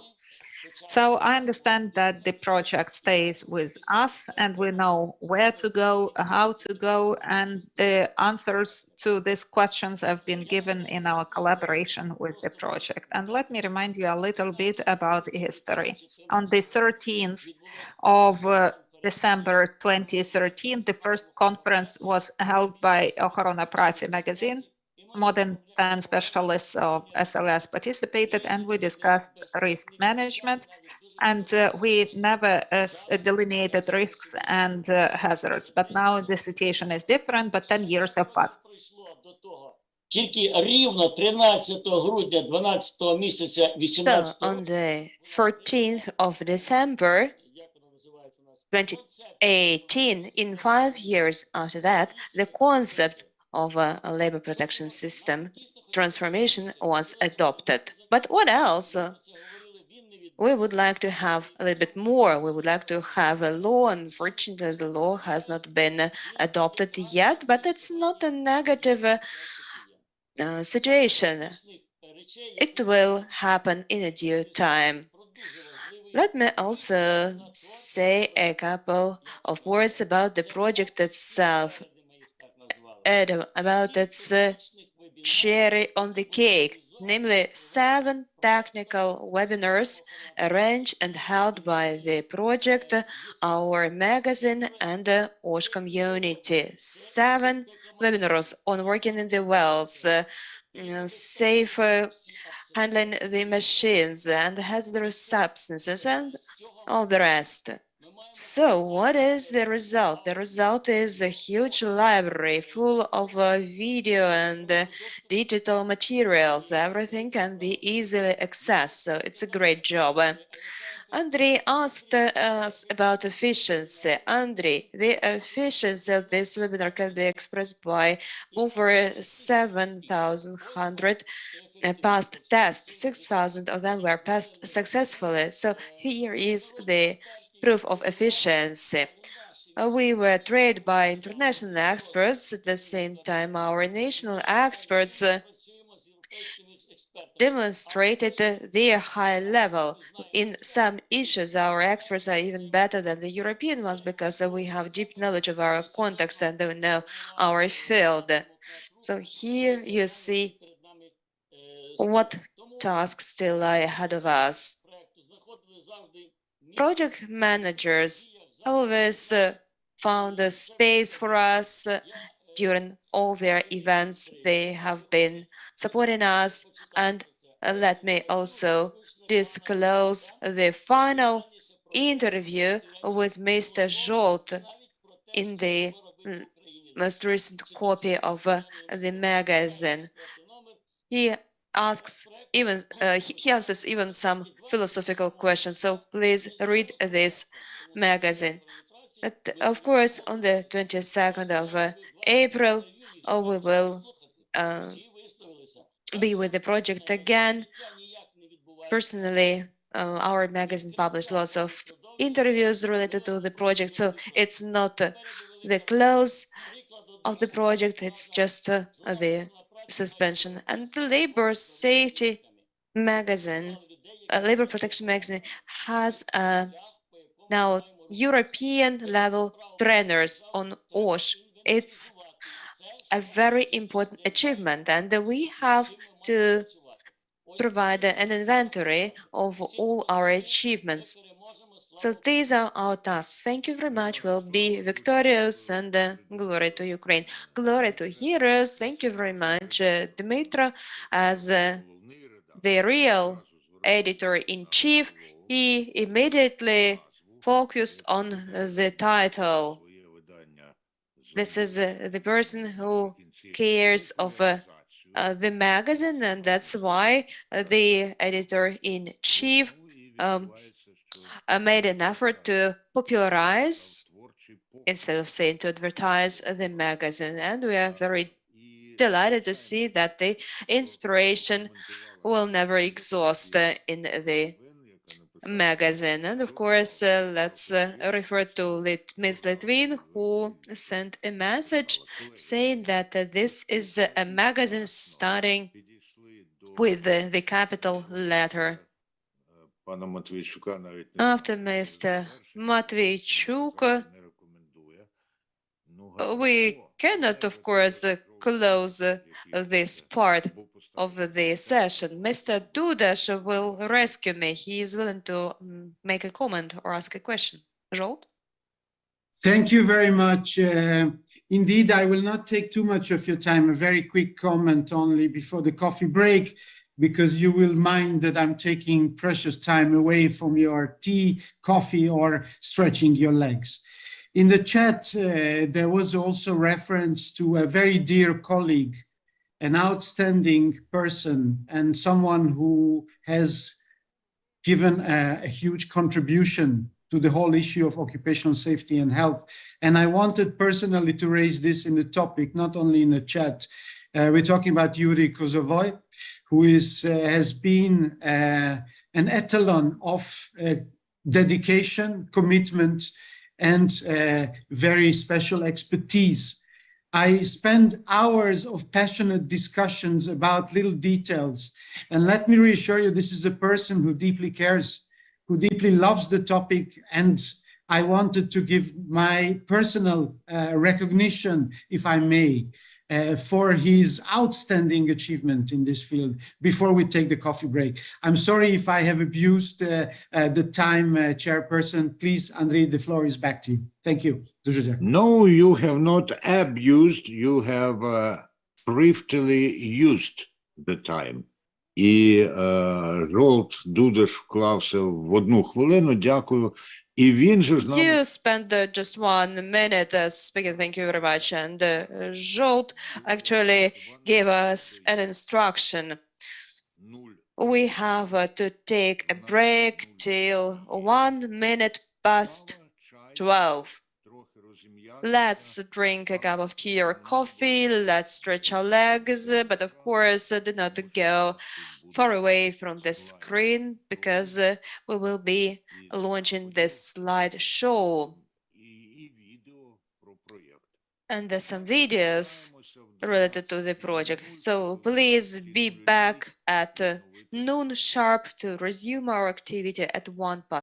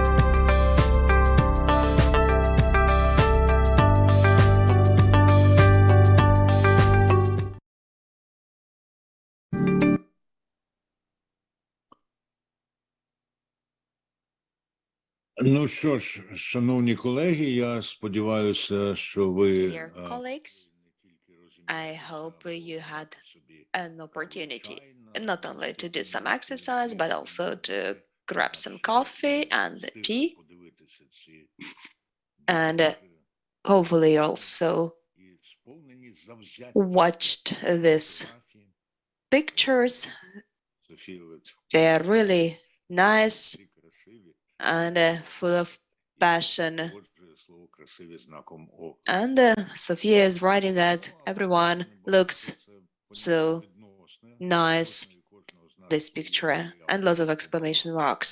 And she's also writing that there are so many people on the pictures, but each of us has our own idea of what is many. And of course, we have our own ideas of the future achievements. Ukraine is moving towards such achievements as safe and healthy and declared work. So with this introduction, we can easily proceed to the next session. It will be dedicated to reducing the rate of undeclared work. It's one of the priorities. And again, you see the quote from the former ILO Director General, Francis Blanchard, who said that the labor legislation without inspection is an exercise in ethics, but not a socially binding discipline. It was not by accident that I said international organization for rights. We know about the right to the safe work. Decent work is the right of person. It's indispensable. And now it's high time for animated infographics. We frequently mentioned the metaphor of picture we are going to paint. We are still not clear about its genre.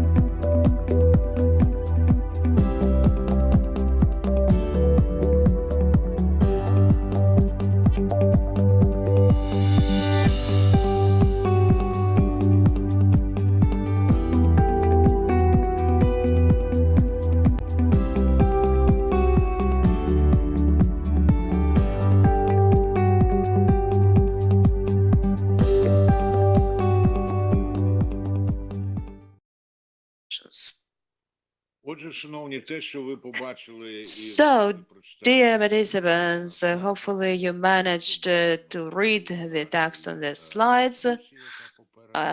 These are the guidelines for our discussion.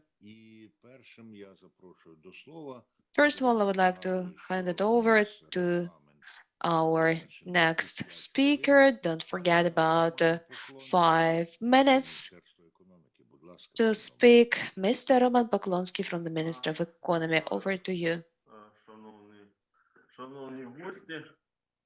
Good afternoon, dear participants. There are so many of you today. What can I say? Of course, it's a very positive sign. What can I say about labor inspection? In line with the association agreement, Ukraine has embarked on a commitment to gradually harmonize its legislation with the legislation and the practice of the European Union. Association agreement has been mentioned many times today when we discussed the draft law on OSH. However, we've got the second as important draft law on labor. It's been discussed for over 20 years. It must be implemented in the national legislation. And this draft law will include two ILO conventions, number 81 and number 129. You know what these conventions are about. First, these conventions had to be included into the draft law on OSH, and then something went wrong. I don't know whether it's good or not, but now these conventions are going to be covered by the draft law on labor. This draft law will will bring forth the functions of the labor inspections, rights and duties of the inspectors, and the measures that they can take in case of identifying the labor legislation violations. So it was in very rough terms, but now let's get closer to labor inspection.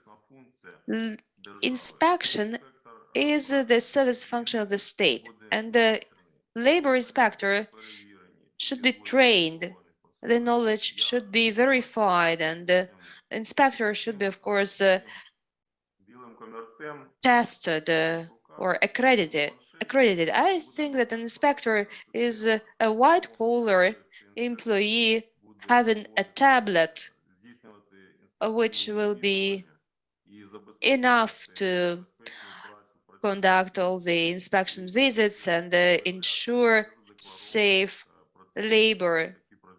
Inspectors will be able also to identify undeclared work. In terms of the information system existing in being developed in the SLS, this topic is not abandoned. Donors invest money in Ukraine, and personally, I raised this topic, information system again, and I demonstrated the previous achievements to the leadership of the Ministry of Economy as well as donors. Hopefully, very soon we will be able to resuscitate this activity. Information is needed for surveillance, for control over the occupational injuries. The current information system should be in line with the modern level of information technologies. This is a very important topic we are discussing with the SLS, and very soon you will see the new draft law covering the issues of the inspections. That's it from me. Thank you for your attention. Thank you, Mr. Poklonsky. You see that you had a plan to share your vision of the future, and you did it. Now I'm looking at this definition, universal inspector, labor inspector. It has a hue of artificial intelligence. However, we are talking about people with their responsibilities, with their skills and knowledge. One of these people is Mr. Igor Dehnera. Igor Dehnera, over to you from this. Thank you, Andrei. Welcome, everyone. First of all, of course, I would like to express gratitude to the project team, Antonio, Zsolt, and Sofia, as well, team members who we do not see every time during meetings. Nonetheless, we know that on their shoulders, a huge portion of work is delivered. It's quite a difficult task. It's not a mean feat to reach a consensus, to align different opinions. We often have to work under such circumstances. For the slideshow, I enjoyed following it because for actually this several minutes of photos cover years of hard work. And this is the work, the outcomes that we can discuss today. And it did fly like a minute. And today we refer to the past. And let me add then to the previous mentions of the OSH draft law. Even in the end of 2016, and we continued in 18, SLS started working on the draft in 18. The government adopted the concept for SLS reform.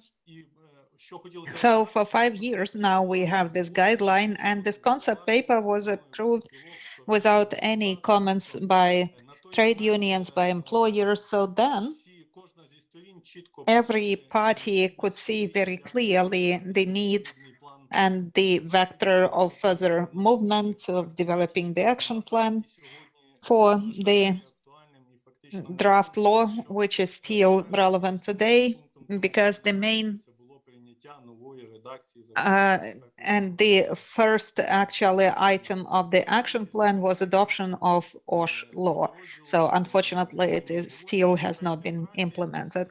So going back to the topic of our today's discussion, SLS and regulatory framework, having certain this background, 20 years have passed since ratification of Conventions 81 and 129 of ILO, but unfortunately, as well as in the case of the Labor Code, we have declared our vision and our desire to implement that, but we have not yet practically implemented that. And the legislative framework, this is the basis for our work. Without it, we won't be able to move further. However, under our current conditions, we are used to working not due to something, but in spite of the obstacles. And of course, our objective is to develop the labor inspection system as well. I could describe it in a couple of words. This is a timely and high-tech service that is able to prevent the violation of rights of employees at work. And this is something that implies a lot of routine work to organize internal processes of the service interaction with our international and domestic and social partners. And here it is hard to overestimate the project's contribution, because a lot of objectives have been achieved, and that's about development of the ongoing continuous training system for labor inspectors, and this is key. Currently, we have the sustainable mechanism of ongoing training and increased knowledge of inspectors, and without that, implementation of this artificial intelligence, as Andrei mentioned, universal inspector, who will cover to the extent possible the aspects of compliance with workers' rights at work. So without that, it will hardly be possible. If we speak about organizing work of Labor Inspectorate, we are communicating with the project and we are working with them. And I would like to share my vision about that. For me, that's about significant assistance by the project. I mean, for me, the project is like a treasure box of best experience, of best knowledge, and the best practices of the most advanced EU member states. And we are very grateful for your swift responses and when you respond to our queries or some ideas and invitations to discuss some issues, looking for ways to resolve the issues. That's a point of communication with the respective inspectorates. And due to the project, we managed to have these discussions, and we participated in the European platform to combat undeclared labor. Last year, we even implemented simultaneous campaigns with European labor inspectorates to counteract human trafficking and undeclared labor, in particular in agriculture. So I believe that the legislative framework that we lack today, and that was actually in line with the legislative framework that of efficient advanced labor inspectorates globally, that's something that guides us towards the goal of developing the kind of inspection as I've described. So I believe that we will be looking forward to development of legislative initiatives and their discussion, because without that, we can hardly expect efficient and fast moving forward. Regarding reconstruction and, well, due to the project and ongoing debates regarding the mandate of SLS and contribution by social partners, well, based on all of that, I understand that maybe there is insufficient understanding of internal processes, why labor inspectorate works that way, why we have those priorities, and why we plan our work that way. I believe that was quite an efficient step that has been made, that we implemented an ongoing working group, tripartite working group, and there on the annual basis, we decide on the key issues in the field of labor legislation, violation of labor rights of workers, and in consultations with employers and employees, we develop the plans, we set, highlight the issues, we determine our KPIs and goals. In consultations on the tripartite basis, we've developed a strategy to overcome, to combat undeclared labor, and I believe that that's a guarantee of our further movement that will make it possible to further determine why we need to develop that legislative framework and why it's going to be efficient. I'm grateful to employers and trade unions, because in the context of the aspect of undeclared labor, I believe that finally we've arrived at certain understanding why that issue is important and how it is necessary to coordinate our joint efforts. So thank you, colleagues. This is a very interesting event. Thank you. And you have contributed to making it interesting and helpful. Thank you, Igor. And we proceed with SLS, and we will hear about evolution in a reduction of undeclared labor, and that's going to be Mr. Honcharuk. Hello, dear colleagues, Andrei, everyone present. You know, I was preparing for this event, and I paid attention to the name of the project, towards safe and declared labor in Ukraine, and I wanted to say undeclared for some reason. This is my like slip of the tongue. And well, I analyzed the work of Labor Inspectorate over the years, during the years that I've been working in the system, and that's 15 years now.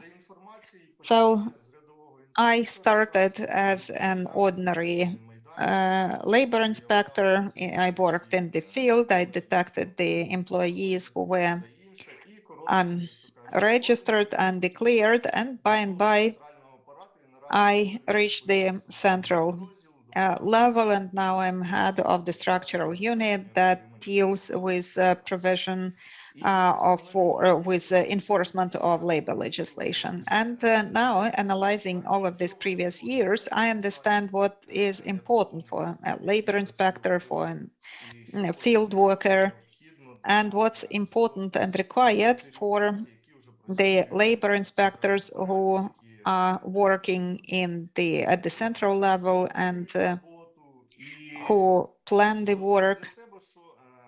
And I realized that for all of us, it is important that apart from the knowledge,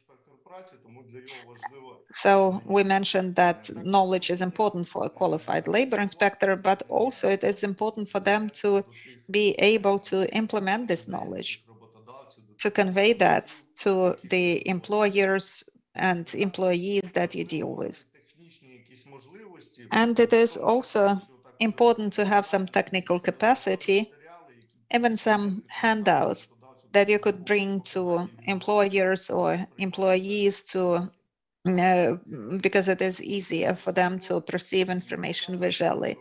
And leadership of SLS needs to plan properly and to inform about their activities. So when the project started working, started operating, their approaches to work with the labor inspectorate changed. What Igor Anatolyevich has mentioned already, we revised our approach to our work with shifting from controlling to preventive attitude. And now it is even our slogan, the slogan of Labor Inspectorate has changed. It used to be control and inform, and now it is consult and inform, and then we control. So it happened so that at the beginning of the war, we actually had already some preventive material, some materials in place that made it possible for us to raise awareness and to do prevention work. In parallel, there has been this project, and implementers of the project always responded to all of our ideas. They immediately responded to us, and they provided us with technical support. This includes the work on our 4 awareness raising campaign, Go to the Light, preventing human trafficking, Ukraine is working, and we have already developed a communication campaign for the future and for post-war value each everyone, and we are very grateful there. The project also helped us develop the national action plan to reduce the undeclared labor, and they helped us to develop communication strategy.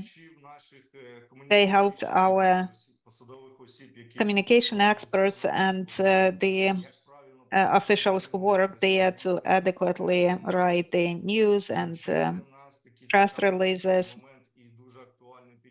And it was very relevant that in the war, in the period of the war, 20 trainers, labor inspectors, 20 labor inspectors have been trained as trainers on psychosocial support, and there has been a range of webinars, and we're very grateful there, especially to Antonia, to Zsolt, to project leaders, and we're especially grateful to Sophia.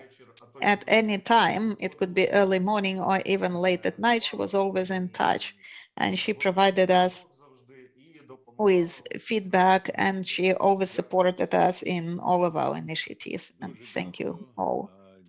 Thank you. Thank you, Volodymyr, for your very optimistic perspective. And for that, everyone has heard words of gratitude. And now we mention a Ukrainian Student Festival of Advertising, Yevhen Romat, on developing the culture of declaring labor among students. Thank you, Andrei. I'd like to clarify that I'm head of the Society of Community of Advertisers in Ukraine, and these festivals are a sign or a result of our activity. I've been working with the project since 2020, and that's my honor. And actually, I would like to mention several mini projects. A sustainable collaboration in the framework of the 11th Festival of Social Advertising. This is an advanced festival, and 15th, 16th, and 17th student festivals for advertising. So I'd like to express my personal opinion, but I believe that the problem of undeclared labor and safe labor has been covered in the Ukrainian society insufficiently, to an insufficient extent. And why I believe so? Because a lot of students that have participated, and this is a variety of students, they change. They apply for universities on the annual basis. For quite a lot of them, this was a new issue, and they didn't see it before. So I believe that it makes a lot of sense. It's very relevant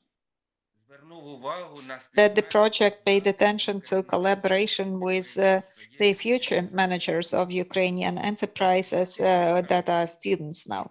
Due to our collaboration, only in partnership nominations that were launched by the project, there participated more than 750 students, and the total number of participants in all nominations, in all categories, in partner festivals amounted to 1,500. And if you add the number of those people who were present at all of those events, that would be more than 4,000. Those were very interesting events, and they were quite popular. These were launch ceremonies and award ceremonies, a number of webinars and master classes. I would like to particularly mention the lectures by project managers at universities. Antonia Santos managed to visit the audience of one of the universities before the lockdown, the pandemic. So the total number of Ukrainian universities that have been presented at partner festivals was 89, and that was universities, high institutions from all regions of Ukraine, from Donetsk and Luhansk regions to Transcarpathian region. And if you add to the statistics, press releases in the media and in social media, the total audience of our joint projects then would be measured in dozens of thousands.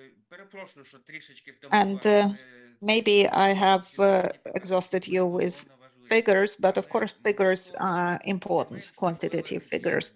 But what's even more important is quality, results and outcomes of our collaboration.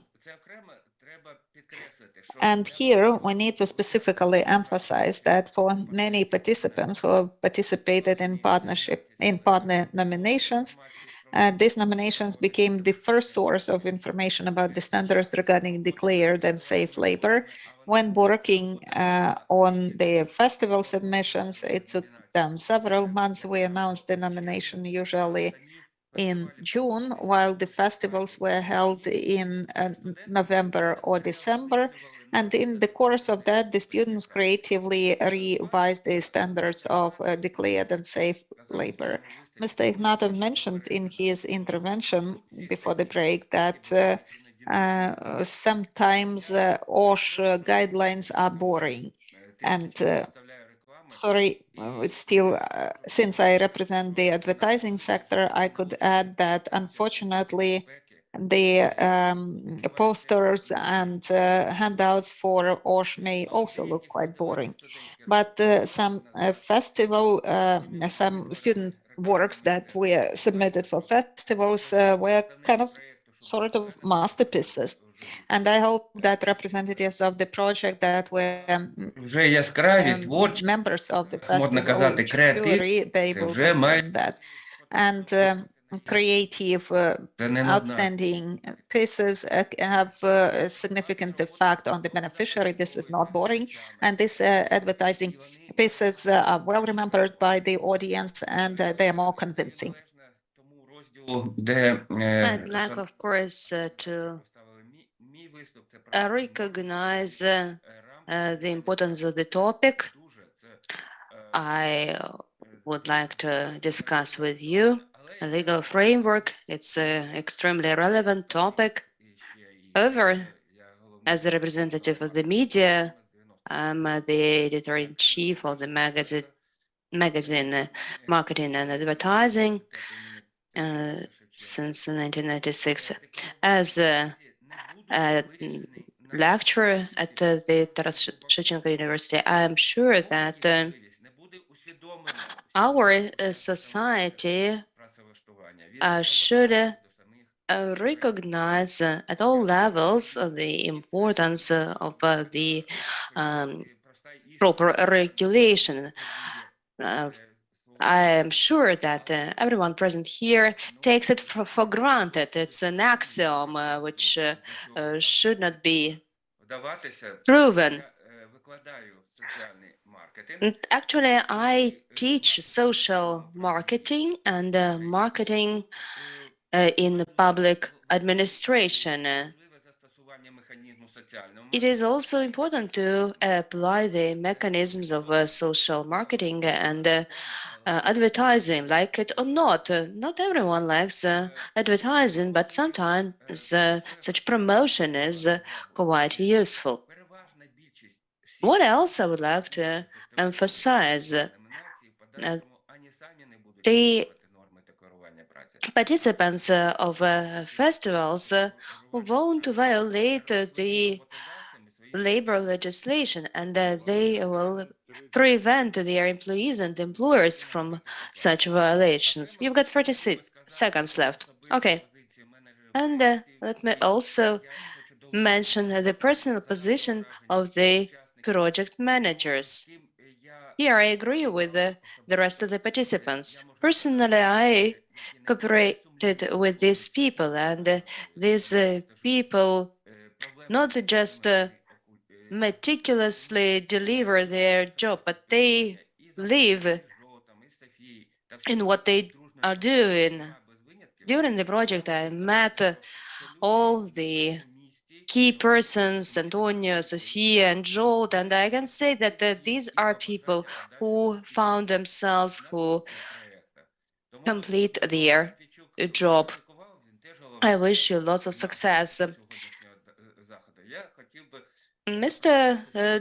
Dmitro Matveychuk criticized a little bit the title to today's event, but I can propose my own idea: successful closing of the project. Thank you very much. I'm not an editor-in-chief. However, I can also offer an idea: successful closure of a development stage. So it's not the end, of course. Thank you for your advertising of the festival. Once again, we do not see any comments or questions. This means that we can start our third session entitled Joint Response to the War Challenges. And Antonio is asking for the floor. Hold on a second. Antonio? Yes, I see your hand. Over to you. Thank you. Thank you so much. I just want to make a comment in what I heard about labor inspection. Just to share with you that when I arrived in Ukraine in 2017, I had a lot of discussions with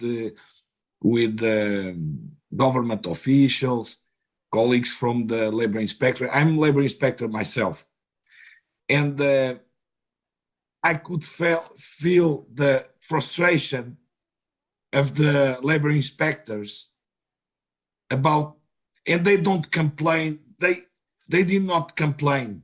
You know, they are very dedicated, but I felt their frustration about the lack of powers to discharge their duties. So they see the situations, but they cannot really intervene. And that is really frustrating. And I just want to, I heard what our colleagues said, the importance of the knowledge, the importance of the IT system, the importance of having laptops during inspection visits, the relevance of training. That is all important, of course. And I also heard the concept of changing from control, the focus on control to the focus on informing. But I'm a very stubborn person. I'm in the sense that I'm very determined, you know, and that's why I'm making this intervention. Also to point it out something that I think it's crucial. And that is that, as we all know, there are three main functions of a labor inspection system, one of which is providing technical information and advice to employers and workers. What was mentioned by Roncharu, and very well. Also, to support or to contribute to improve the legislation and to bridge some gaps on the legislation.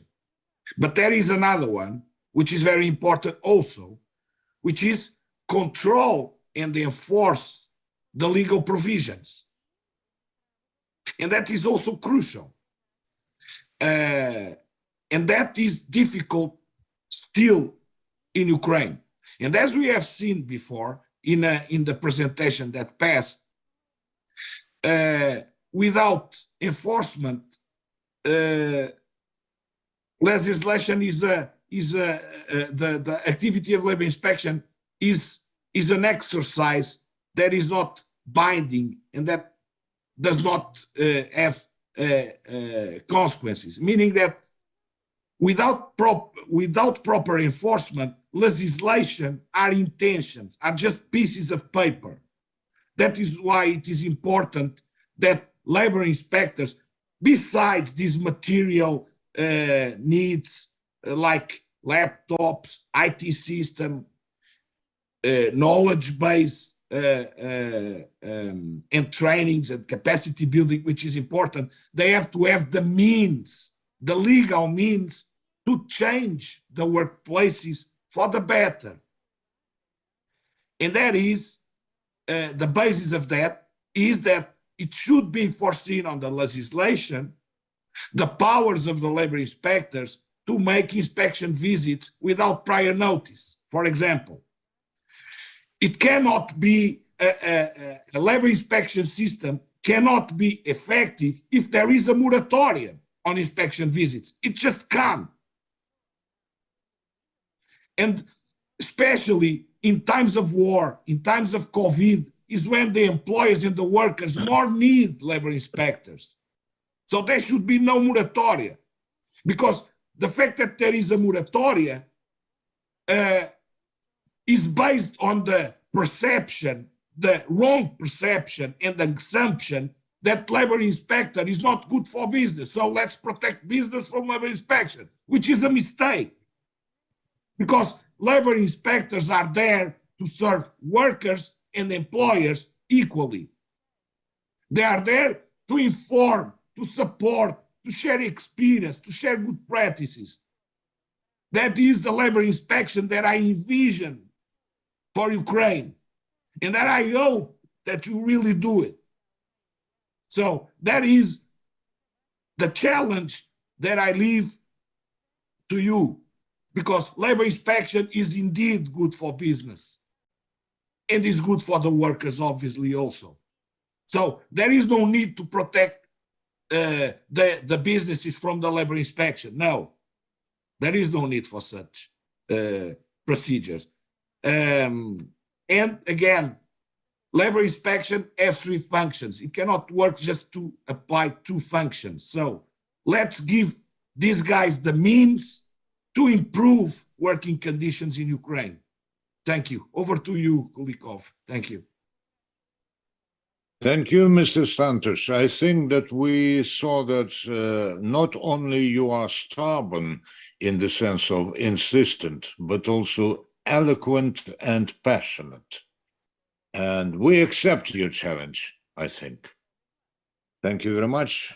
And тепер ми переходимо до нашої... Okay, now let's proceed our third session.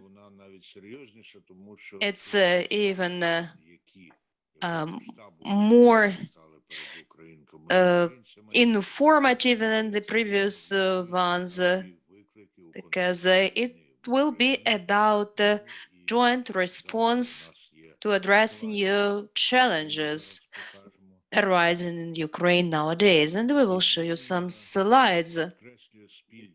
So this first slide is to demonstrate you the quote, "You and I, the ILO, must recognize that the struggle we are in is not merely against evil, but for better days and better time to come."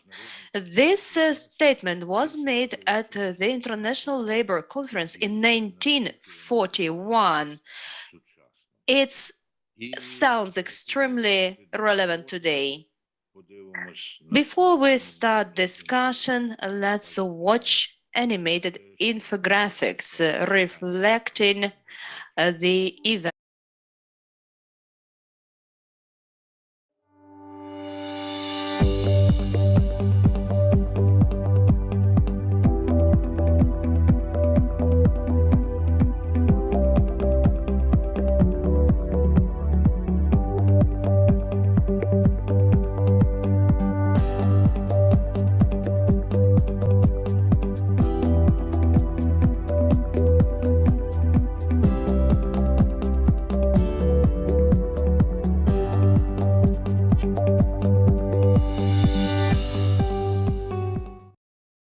Decent work and social justice. Maybe some of you may ask, what are you talking about? The most important thing is what's happening now at the front line, but everything is intertwined, believe me, and the host of the conference has offered such title to our third session. And now let me hand it over to Mr. Hanenko from the Employers Organization. And glory to Ukraine, glory to heroes, glory to both male and female heroes. Dear participants of today's event, welcome everyone. Welcome to this exchange of opinions on the previous events and the future achievements. I'm the representative of the employers' organization headed by Mr. Kinach. Personally, I present the employers in the healthcare sector. We joined the project quite recently. Our team is constituted by nearly 50 players representing 59 healthcare facilities of Ukraine. Hopefully, this team reinforced the activities and helped address the problems which existed before war and rise during war. And another problem to touch upon is future recovery of Ukraine in the post-war period. We joined the project during the practical implementation of some activities. In particular, I'm talking about psychosocial support practices implemented at some companies. Many thanks to Mr. Savchuk, to Ms. Sofia Litvin-Santos, to Ms. Zolto Dunas, to Ms. Ksenia Lepecha. Due to their efforts, we gained a huge volume of knowledge and skills. These skills have come handy for our team and generally the employers' organization. In the local context at our companies, we've come up with an algorithm of implementing a real social dialogue dedicated to the topic of psychosocial support at work. The substantial part of this work is absolutely crucial. Mental health, social support, physical health are all functions existing in the context. They require popularization and mainstreaming and promotion because only due to proper acknowledgement, the country, on the whole, and the workers in particular, can address the challenges. It is absolutely clear that the partnership with the labor protection component is absolutely crucial. I'm grateful to SLS for approximating us to signing the memorandum on cooperation. By this memorandum, we recognize de facto our joint vision of the problems people have to face with during exercising their professional duties. At the same time, we have to scale up our activities. What's the purpose? What's the overall purpose? The development of Ukraine in terms of economic development and in terms of increasing labor productivity.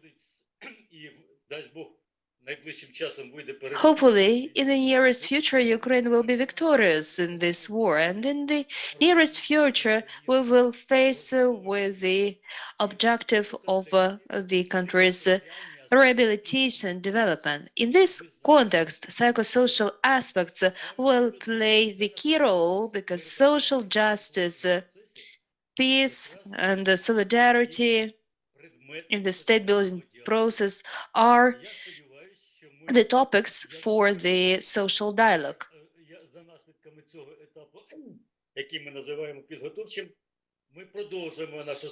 Currently, we are in the preparatory stage, and after this stage, I'm sure we will continue our cooperation. We are absolutely delighted by our partnership with Sergei Petrovich, Ksenia, Zholt, Sofia, and the other team members. Svetoslav, you have 30 seconds. I hope that we will find the formats and the mechanisms to implement skills and knowledge we've acquired. Thus, we will be able to make progress in the interest of the society and the social partners. Glory to Ukraine, glory to male and female heroes. And okay, let's go on. Let's stick to our agenda. With that, I'd like to pass the floor to Mr. Rodin Kolishko from the Employers Federation. His topic is prevention of forced labor and trafficking in persons. So what is the contribution of employers? Thank you very much. Thank you, Andrei, and welcome. I would like to say pass regards from the President of the Confederation, Mr. Miroshnichenko, to all the participants, and I would like to express significant level of satisfaction, but also our sadness, because today we are not launching but closing the ILO project. And for 3 years, we've been observing evolution of the project. We were involved in actually all of the activities, almost all of the activities of the project. And it's sad to wrap that up, to wrap up this phase of the project, because we look forward to the next phase. Couple of words about the theme that I would like to cover. We are grateful to the project for your flexibility, and that apart from those aspects that form the basis and the key mandate of the project also allocated sufficient attention to some aspects that probably do not form the direct basis mandate of the project, but that are closely linked, and prevention of human trafficking and forced labor. Now, we approached this issue after the onset of the war, when ILO addressed us in spring, and they said, do you do something about that issue as employers? Do you work, deal with your European colleagues, those companies that employ your citizens and refugees? We said, no, we have other priorities, the war, which is still a priority, of course, but back then it was so stressful and relevant. And we said that maybe Ukrainian business, it is not relevant for Ukrainian business now. But we realized that it was a mistake. It was our mistake. So we decided to consult with our companies, with our businesses. And they said that the issue is very relevant. And as a result, we implemented this mini project, which we started last year in November. And it was completed with development and presentation of guidelines for employers to prevent human trafficking and forced labor. It was presented in December last year, and it was further developed. It is now further developed, I mean, this project, because now we work on the initiative that appeared in the previous phase, the initiative of launching the movement Ukraine without forced labor. Together with SLS, and we are grateful to them, we are developing certain mechanisms that would stimulate responsible businesses in Ukraine to comply not only with legislative principles in the field of prevention of forced labor, but also we try to go further to cover fields of voluntary responsibilities. In particular, we cover aspects of corporate social responsibility, but we try to do our best so that Ukrainian businesses were not caught in the trap of risky challenges after the war is over, after we continue our work with European partners, and they will ask this question to us: how did you survive in that difficult time? Whether you were guided by the international legislation and domestic legislative principles. They are not that easy. It's not that easy to implement them. They need to be implemented transposed in Ukrainian legislation and enforce them in our realities. We need to raise awareness about forced labor, about various types of it, how actually diverse and treacherous that is, because sometimes some things that are very far from our general idea of forced labor, where people are handcuffed and made to work, of course. So we are grateful to our colleagues, to our partners from other business associations. They are disseminating this information, they participate in our activities, and we hope that this initiative will continue and develop, because the activities that we are developing with SLS, of course, they need to be piloted in the situation in Ukraine in this period of development. And so we very much hope that we will be able to continue this work. And let me also wish us all peace and all the best, and congratulations on the upcoming holidays, and glory to Ukraine.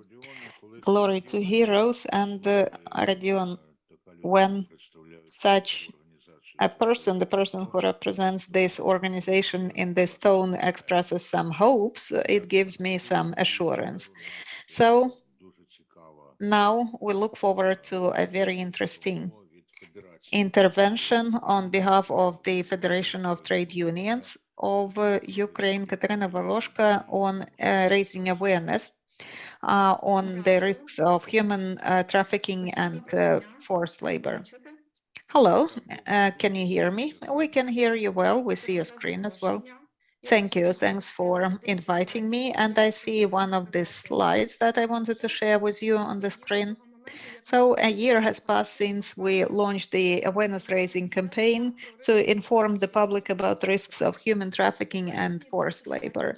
In March 2022, in the course of discussions with representatives of ILO that initiated this information campaign, we discussed that probably we need, to the extent possible, to disseminate this information, to disseminate the messages that warn Ukrainians, in particular women who massively fled from Ukraine with their children, fled from the war, to inform them about risks of forced labor. And it happened so that back then we decided on sharing these messages via monitors on intercity trains, because in this way we directly address our target audience. So we contacted the head of Youth Council of the Association of Railways, Railway Company Workers. So we agreed that with the railways, and quite quickly we launched this awareness raising campaign. We tried to do everything as fast as possible because a lot of women with their children had to leave, had to flee at the beginning of the war. Hundreds of thousands of women and girls crossed the border, in particular by traveling on trains. Unfortunately, that was a crisis situation, which made our citizens especially vulnerable. On the border, in most countries where those women traveled, there were some recruiters and fraudsters who try to use that information and use that situation, and they would kidnap children or involve women in social exploitation. To avoid that, we launched that information campaign to inform Ukrainians about the key security rules for Ukrainians abroad. And here you can see photos on intercity train. Could you please go on, switch to the next slide? So these are the screens. You can see slides on the screens on the trains. In particular, this is a short message, straightforward rules, how to keep the, that you should keep your documents, that you should stay in groups, you should travel in the tested way, you shouldn't trust strangers. So on the 4th of April last year, this information appeared on screens of intercity trains that travel abroad.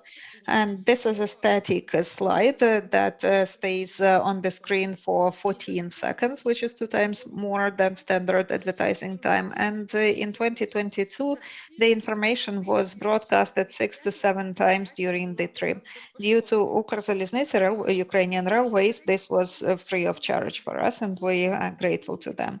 And since on average the carriages, the trains were 60% full, we covered more than 1.2 million people last year. And also 10 days after we launched the information campaign on the screens, we decided to support that with posters, which were placed in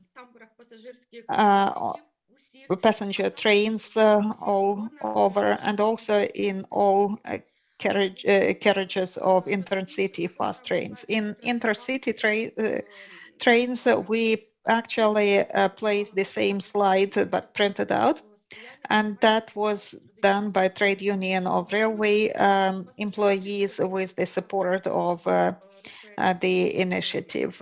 So we also placed that on passenger trains, same information, but in a bit different format. Kiev Regional Trade Union Council and a Council of Youth Trade Unions and Light Duty Trade Organization joined to finance this part of the campaign. All of these components were parts of the campaign that is ongoing, but since February this year, we have scaled it down. So mostly we now cover the trains that go abroad only, because unfortunately the war is ongoing. Women still travel abroad. Now the wave is not that huge, but we understand that the risks are still there.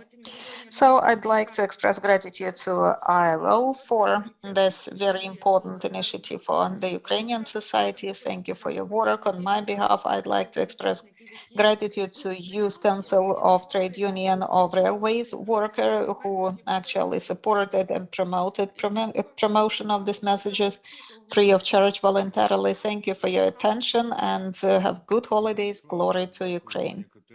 Glory to heroes. Thank you, Katarina. And of course, when I travel inside in the country, when I take intercity trains, I do see your posters, which are so important because today this train goes abroad, but tomorrow it will travel inside of the country. So sometimes the effect is bigger than you imagine, I believe. Thank you. And now Olga Bogdanova, European Labor OSH community. This is about OSH in war and post-war period, new challenges, due response. You're welcome. Hello, dear colleagues. Can you hear me? Can you see me? Absolutely. Mr. Dudash even have confirmed that with their gestures. So, Sophia, sorry, I will disclose this secret, but several days ago, I was preparing for this meeting. I talked to Sophia, and in her voice, I could hear some tears. I also became tearful. This is because the project is running out, is ending. But due to the project, we know about psychosocial support, that you should not restrain your emotions, you should release them. And now it is the opportunity for us to release something, to express gratitude to each other. Especially, I am grateful to ILO Project because they have set up this platform where all of us have got to know each other better. We've started working closer. And believe me, I am just an ordinary OSH engineer, and imagine how higher the status of the head of SLS is, or some colleagues from the Ministry of Economy. So even though we have very different status, we work together. We developed this collaboration, and as a result, we developed the document that I'm so proud of, and I believe that all of us will be proud of it. It is not perfect yet. We've just started this work, but I'm sure that it is unprecedented. And this is the document. This is a set of practices and approaches that have been tested that prove that they can save people in times of the war. And this is OSH at work in war and post-war period, experience of Ukraine in the situation of full-scale aggression. And by the way, we had a lot of debates on the title of the document. And an important role was that of SLS, and thank you, colleagues, that you've come up with very important comments, and you've really helped us improve this document, and I'm grateful to my colleagues. Please show the photos now, because I'd like to really celebrate these people. When we developed this document, we started developing it early last year. And that was the time when the colleagues had to evacuate themselves from Mariupol or Severodonetsk. And back then, we decided that we need to take note of that, to document that. And that experience experience of relocation of enterprises or shelters that we had to include, psychosocial support activities that we had to implement. All of that experience has been covered here. And let me mention the colleagues. So 5 active OSH engineers, experts and medical expert, Ms. Bilko, then 3 PhD people, 2 people with international professional education. And this document is truly worth being proud of. And there is already demand. On the 3rd and 4th of May, we are going to hold an international conference, mostly involving Balkan countries, also some African countries. So there will be information and the access will be free. And there I will speak and present this document. I will comment on what we discovered as OSH experts in the context of the war. There is very high level of interest. People say they need that and they're grateful that we've prepared this document. For the first time,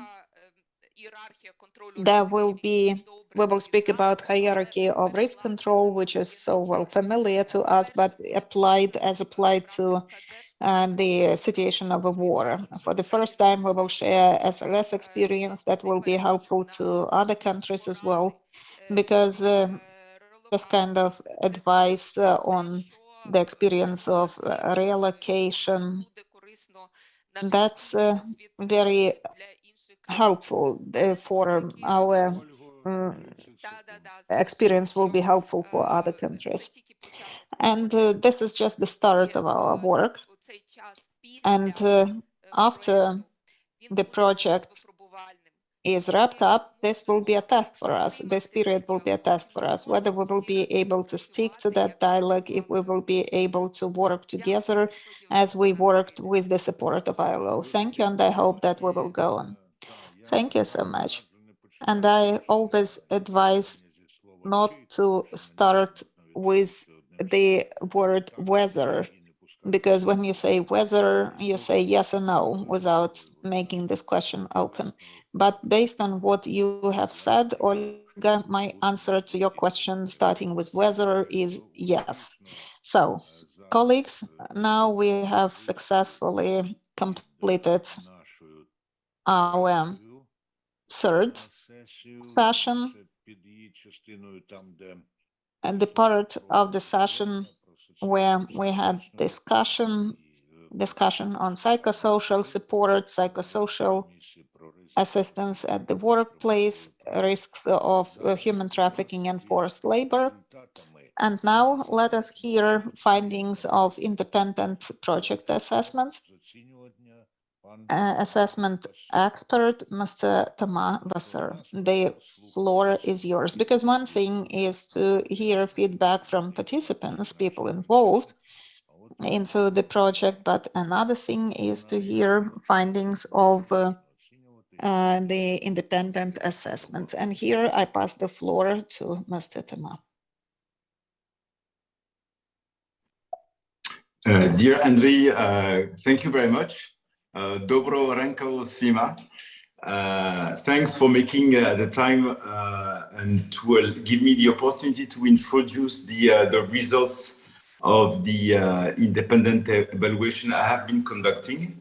I will just very briefly start by introducing myself. Well, actually, you probably have discussed with me already, because I've had the chance to exchange with most of you, and I was pleased to see you again and to listen to you this morning.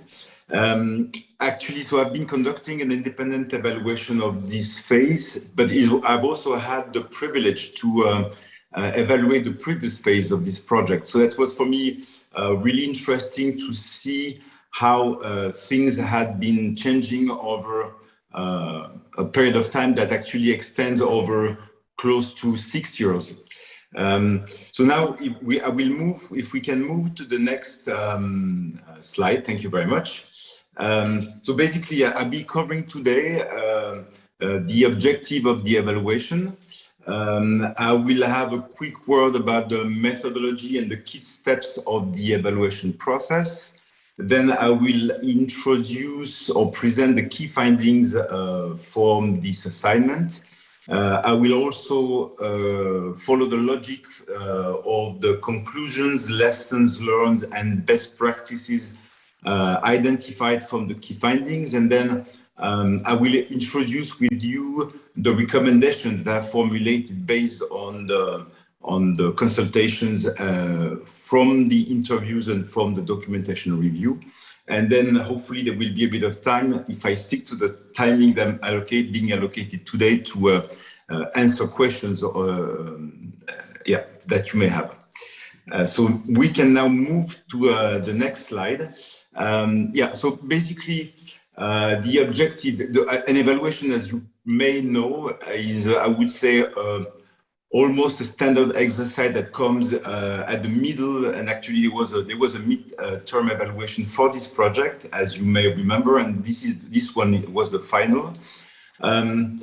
Overall, it's to assess the performance of the project, but I would say not only the performance, it's also an opportunity to review whether the project was aligned to the priority of the country, and especially, in the context of Ukraine with the dramatic development of the war, whether the project was also relevant to the new change that occurred more than a year ago. It also involves to determining the effectiveness of the project, the efficiency in implementation. So again, adjusting to I've obviously mentioned the war, but also previous to that, the pandemic that occurred before the war broke out, and that will also covers the short-term impact and the projections for the expected longer-term impact, and finally the sustainability of the results achieved to date. We can now move to the next slide. So briefly about the methodology, a standard when evaluating a project is to, especially from key donors such as the European Union, is to use the OECD evaluation criteria. Actually, in the case of this project, there's been 7 criteria that actually are based on OECD, but let's say reformulated by the ILO. So that includes the relevance and the strategic fit of the project. As a number 2, the coherence and the validity of the design of the project. Then the third criteria is the effectiveness and the progress, in this case, achieved by the end of the project. The 5th one is the effectiveness and of the management arrangement. And the 6th one is about measuring the impact, and the 7th one is about the sustainability. In terms of key steps, so basically, typically an evaluation covers, the first phase is about developing the methodology, the tools, the data collection tools, and review the limitations. In this case, obviously, the limitation was that the evaluation was conducted remotely because of the ongoing war in Ukraine. And hopefully, I have to say, and I'm actually personally very grateful to all of you, because all of the stakeholders have confirmed their availability. I've also, received a great support from the team to manage a large number of interviews. Actually, the interview phase stretched from the 6th to the 23rd of February. And I have to say that, everything went really, really well. And I'm grateful for really the time that you have all made to not only listen to my question, but really engage into very deep conversations. So I'm really grateful to you for that. And then, so that's the key steps. Once again, is reviewing the documentation. I would say the central and the crucial phase is the interviews, because this is where I really get the critical thinking based on your experience and actually beyond the project years of commitment into reforming labor inspections and OSH. And then the final phase is about drafting the evaluation report that has been completed very recently. We can now move to the next slide, and that is the evaluation findings. So basically here, the first criteria is to review the relevance of the project and how well it does fit to the country's strategy and the policy level. One thing I think is important and probably fundamental to remember is that, which is not always the case for all projects, at least the project that I've been reviewing in other contexts, is that here there is, from the very beginning, there has been a very clear strategic drive or vision, which is to have Ukraine aligned to international ILO standards, but also to EU standards, which is, I would say, gives a lot of strength to the project and a lot of clarity into where the project intends to go. That has actually been made even clearer since the Ukraine was granted the EU candidate status last year, because definitely aligning to the EU directive has become a clear and a top priority for the country, but also not only aligning but implementing the legislation once it is approved. Obviously, so the project, I'm not going to go to the details because you know probably them better than me into technical details, but it's completely aligned to also the national development priorities. And then I would like to mention as well the recent 5-year plan that has been presented by the Ukrainian government. So basically, it's a reiteration that the project is really supporting a top priority for the country. I think it's also one thing that I would like to mention, I will come back to that, but under the relevance is that the role of the project, but also of ILO as an agency, is not just a technical service. ILO is not, in this case, and I've felt this I've heard that very strongly through the interviews, is that it's not about delivering technical expertise. It's about partnering. It's about accompanying and advising and exchanging with stakeholders. And that's what has actually, this open channel somehow has kept the relevance, was made sure that the project was always on track because the project was open to receiving feedback from stakeholders.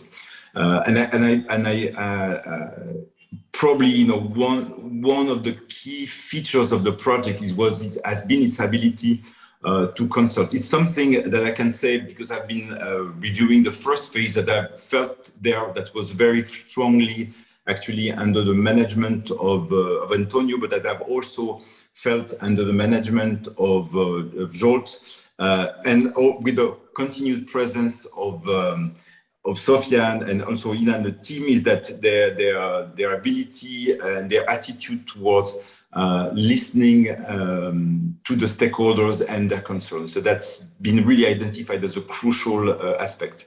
We can move to the next slide, which is about the coherence and the validity of the project design. So once again, I think it's important to, and you probably are aware of that, is that the project design was already clear in the first phase. That has been actually made even more clearly, or that has had a results framework that has really been detailed with the relevant indicators that has given the continued clarity under this phase as well. Again, I will mention, why is the design of the project been assessed as relevant? Because of course you've got again the higher level strategic drive, which is the EU integration. First phase was the alignment, but the second phase now, or more recently, is the align and the integration perspective. It's also the fact that is this ability of the project to interact and to have maintained very, I could talk not only the project team, but also the overall ILO office, but to have really into a permanent dialogue with the key stakeholders. That has really makes the difference. And there are also, it's backed by very clear standards, whether those are ILO standards or EU directives. So somehow the path is very clear, and that has guided the design of the project.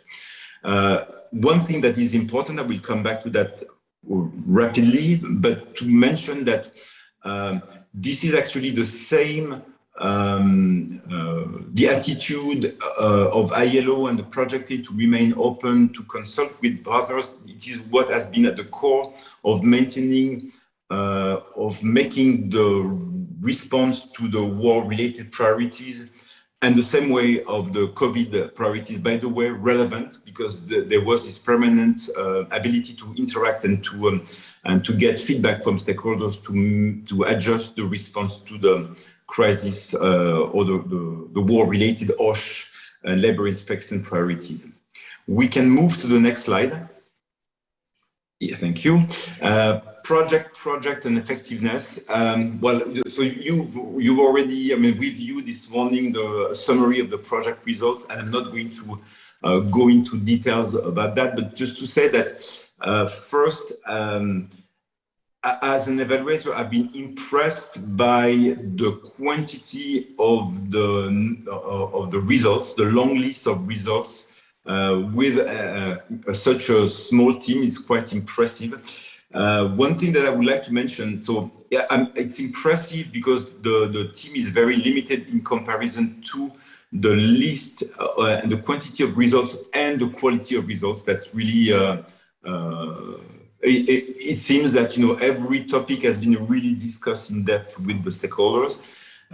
It's also impressive that the same quality has been also applied to first when responding to the COVID and adjusting, developing remote modalities, and to continue rapidly conveying the numerous events, whether those were advocacy roundtables or trainings. That has also somehow you could say that the COVID was, of course, it was unexpected, but has been a useful rehearsal to develop a remote modality intervention when the war broke up and when this had become a necessity. And the project, again, by the ability to make space to the stakeholders, has made sure that the response and the progress could actually move fast. That's actually quite impressive in light of the COVID and the challenge of the war, that the project has actually reached all of its results and exceeded most of the results as well. The one thing that's been discussed this morning is, and that I will come back to the recommendation, is I could hear and feel the frustration from a number of stakeholders as the project has put so many efforts. And when I say the project, is the project's ability to involve and to make space for stakeholders to put a lot of efforts. As it's been really a long and profound effort and preparing the work to draft the OSH law that has not yet seen validation.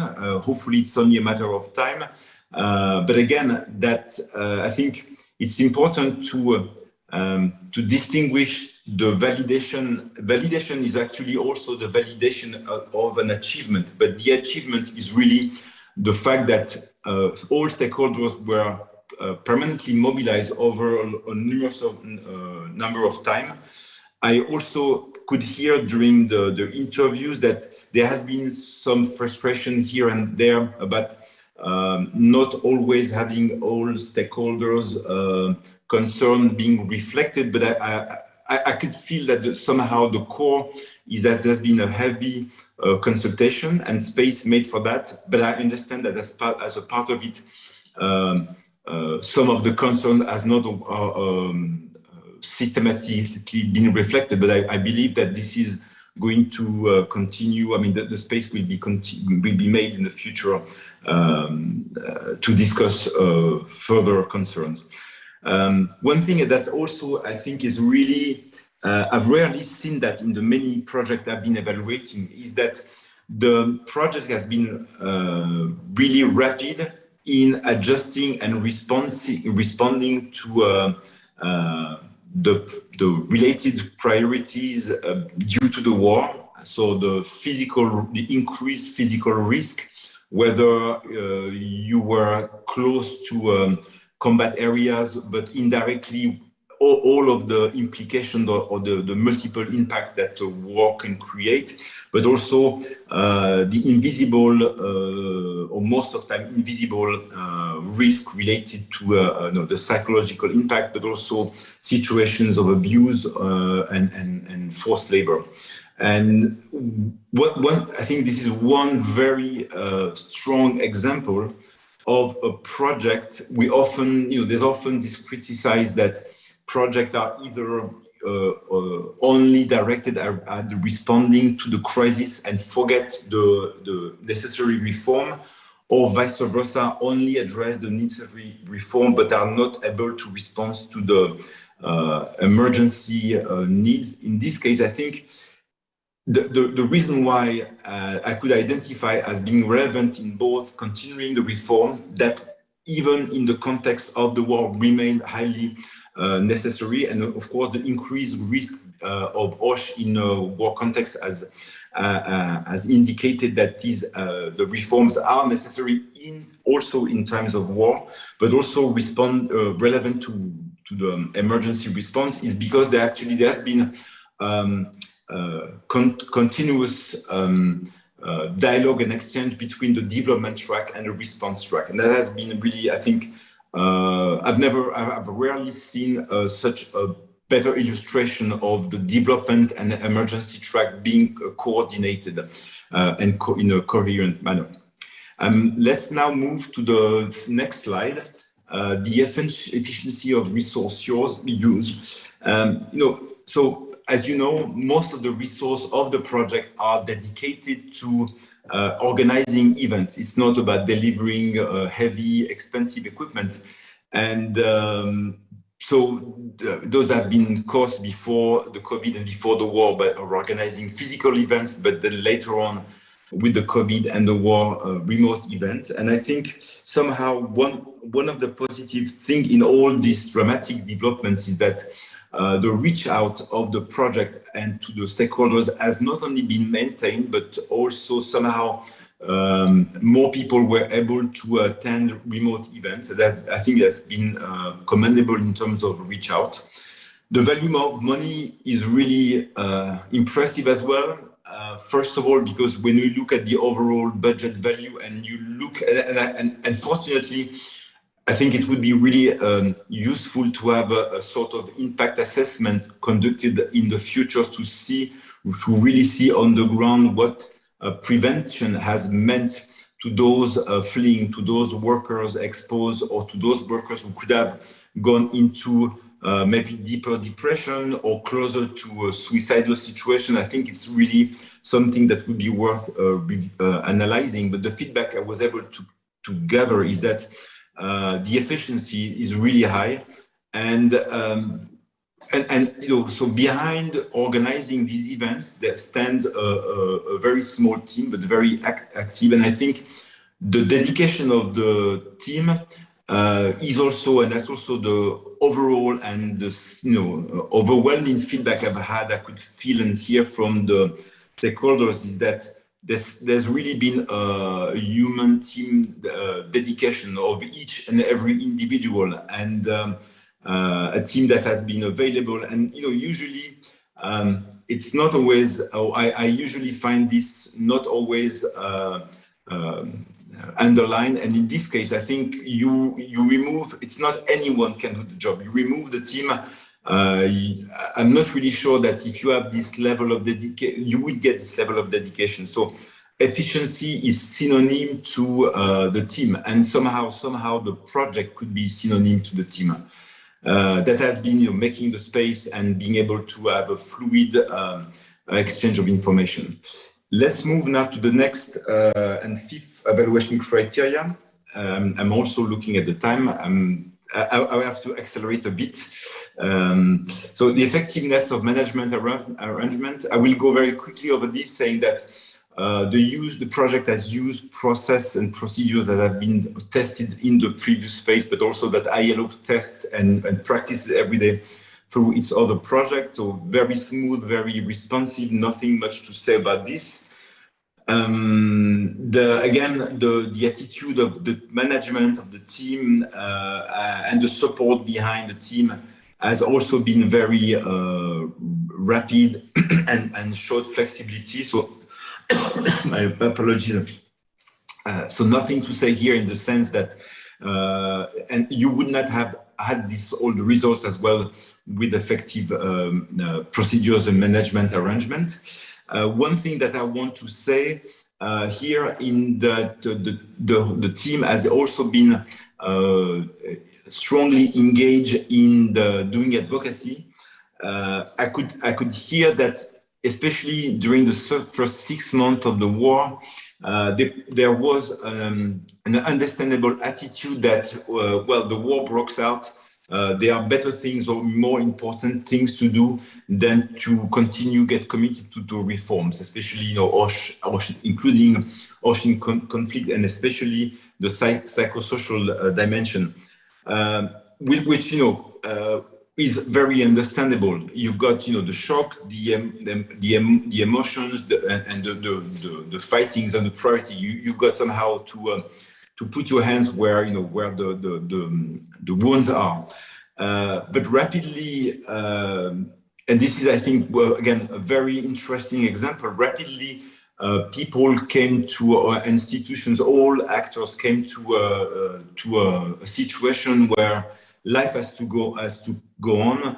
The Ukrainian economy, an economy in war, but still has to run, has to make profits, has to be active. And actually, I think that's a very important into the psychological to remain active, whatever the case. And that's actually the project has been very active through its intervention at the parliament, through I think there's been very good signs of the project being approached to fill the EU accession questionnaires, that the project has a very strong voice in saying, but also voicing the opinions of stakeholders that, yes, those reforms are necessary. They should not be stopped. And even though the draft ILO has not been voted yet, it's only a matter of time, but it's very important. So it's not something that is for later or for when the war is over. It's something that really is a priority. And the advocacy activeness of the project has been really, really high and constant. We can now move to the next finding about the impact orientation. The impact has been very strong in the short term. And again, that's admittedly limited from the point of view of the evaluation, because of course I could not access to the field. I could not talk to the field level stakeholders, but I was able to talk to a lot of you, to all stakeholders that were involved in the project, that are themselves in contact with the field. And from what I could hear and the feedback, the prevention role, on the psychological addressing tools that have been developed within companies, the undeclared work campaign, the campaign to prevent forced labor has been tremendous. And if you look just at the number of people reached by the campaigns, the feedback, the participation to the different social Facebook or the feedback is really an indication that it's been really strong. And it will be really interesting to see what is the impact on the long term. I'm moving on to the next slide, trying to catch up a bit of time. Sustainability. I think it's very important here to put things into perspective. First of all, I could really understand that was the same situation with the first phase and the second phase. The fact that the project is actually attached to a longer term strategy and a vision that is very clear with clear indicators is that it's not about the project, it's about the process. And as even Andrei was mentioning this morning in his introduction speech, the word towards is synonym to process, is where do we want to go? Now, I think the situation is very clear. You all want to go to a Ukraine that has not only a legislation that allows to implement standards, but definitely to have the capacity and to implement standards. And the project, so is addressing the legislation change, is addressing the capacity building, and is also somehow, I need to reconcentrate here, is also showing that it's following a process. And obviously the process does not end at the end of this phase. Clearly, we all know that it depends on donor funding. And one thing that has come very strongly from the evaluation is that indeed, there are many competing priorities. There are many needs of population that are in survival mode or whose livelihood have been affected. But nonetheless, if there are no such reforms, if the PSS, so psychosocial component, is not addressed over time and in the future as well, it means that people in tomorrow, not in 10 years, but tomorrow, will be further exposed. So this is important to say that the sustainability of the project is very strong, but provided that this effort is continued. Ideally, better with donor funding than without. I trust that all of you are committed, that the ILO is committed, but I think that what I could hear is that funds to maintain such a project and a team to continue making the space and to continue as well support the social dialogue, which, by the way, is also very importantly and has been appreciated as such, is not only happening in formal ways, but because of the project attitude in an informal way. I think it's very important.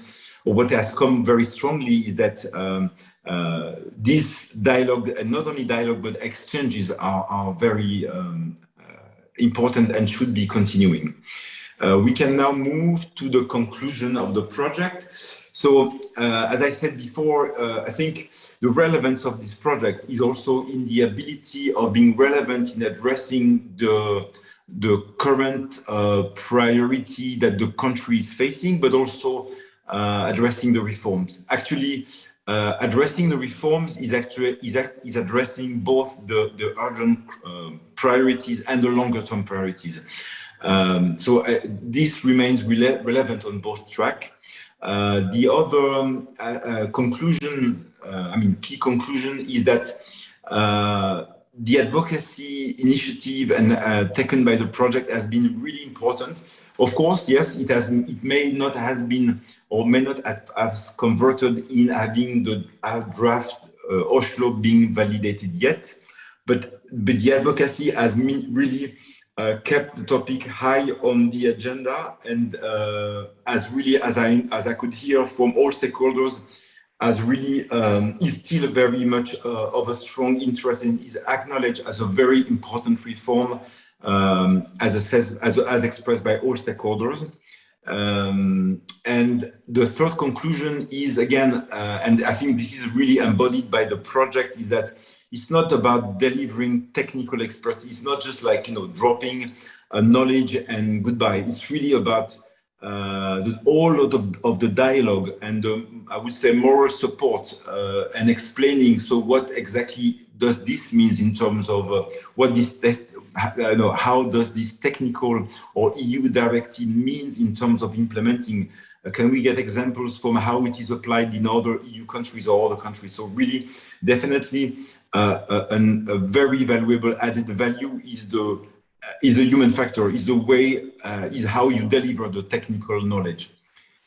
We can now move to the lessons learned and good practices. I've kept only two, but there are many more, of course.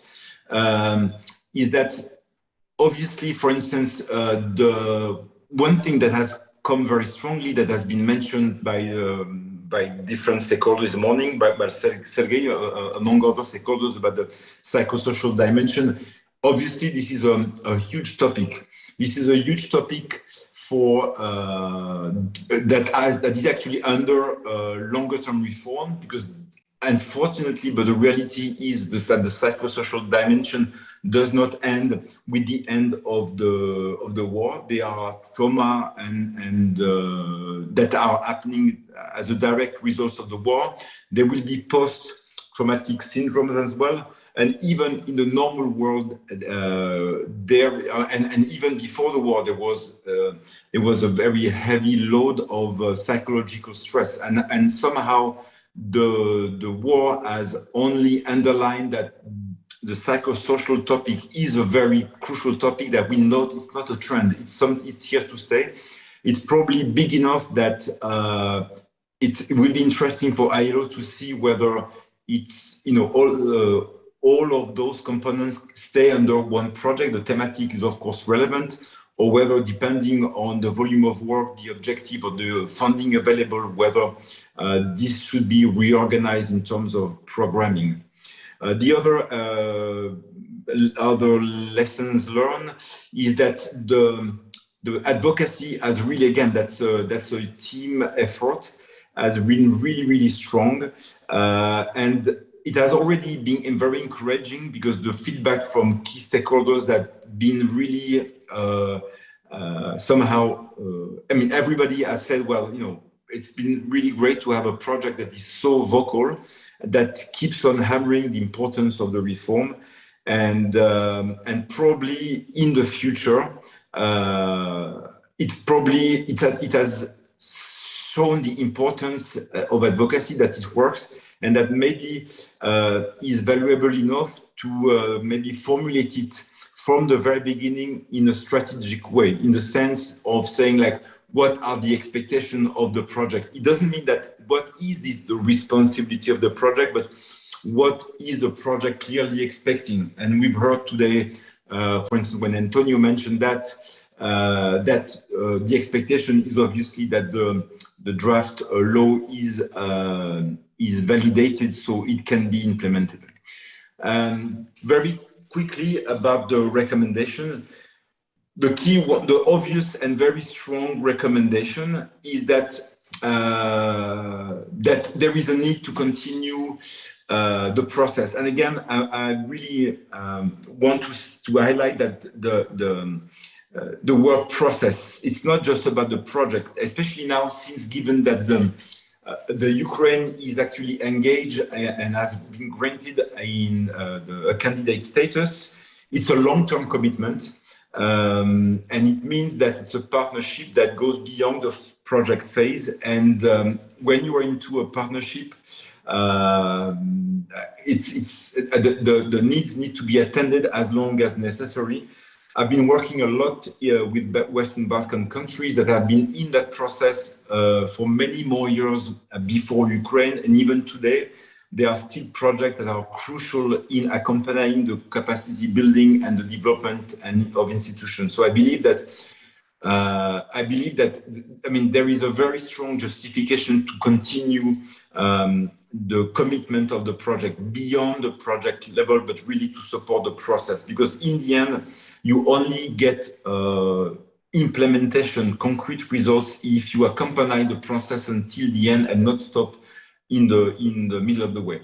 The sub-recommendation I've said, but that's I don't want to spend much time about it. It's more for ILO to see, how programming could be formulated, because obviously the project has shown that there's really a heavy workload of activities that maybe should be considered to break into smaller projects that are manageable in terms of workload. We can continue to the second slide of recommendation.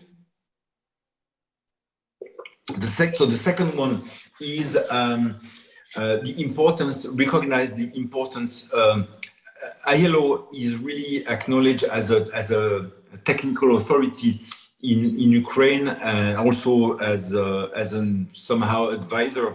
So the voice of ILO, which also reflects the concerns of all the key stakeholders, is that the advocacy needs to be continued.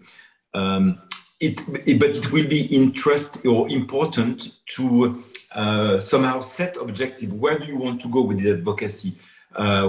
If we talk about a 3-year project, where do you want to go? What are the expectations in terms of the 3 years? And by doing that, the evaluation believes it will be important, because that will be also a way to from the very beginning to say, okay, there is an expectation that this should be validated, that this process should take place.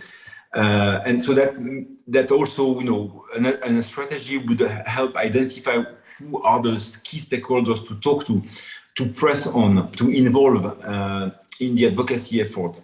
And by formulating a public strategy and advocacy strategy, I think it will also get a commitment and define a role or an expectation from each and every stakeholder.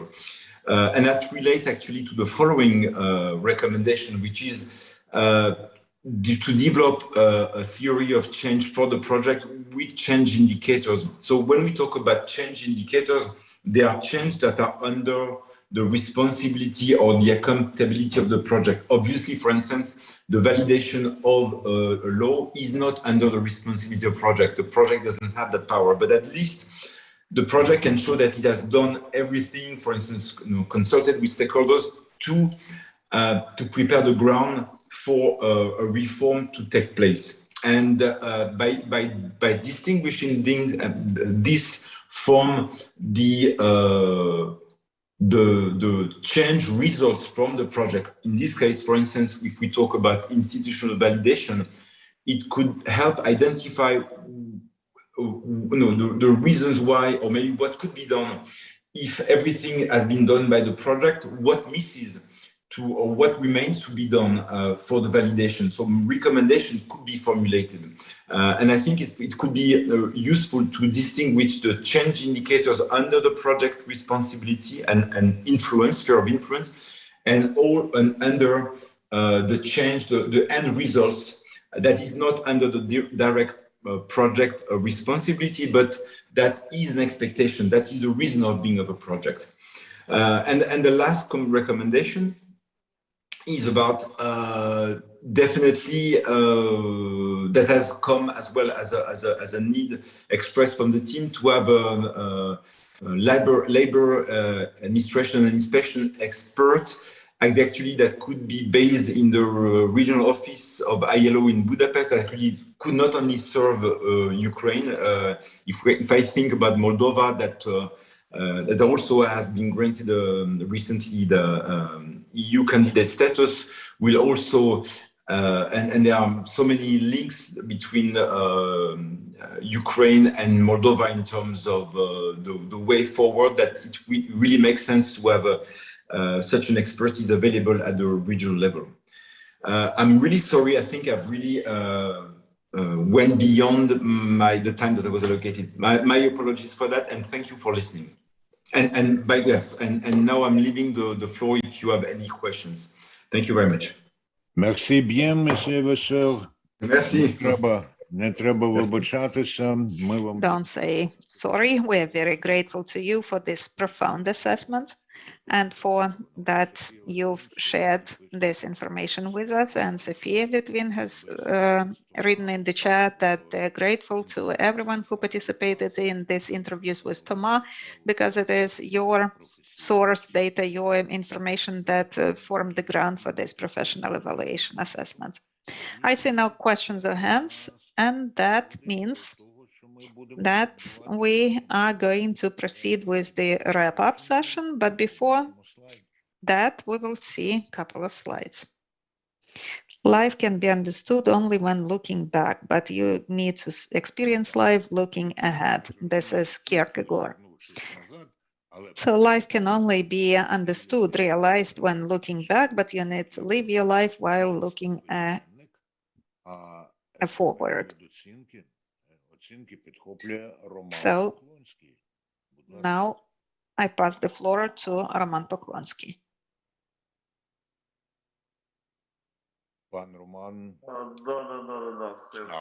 Absolutely. Now I have my sound on. So thank you.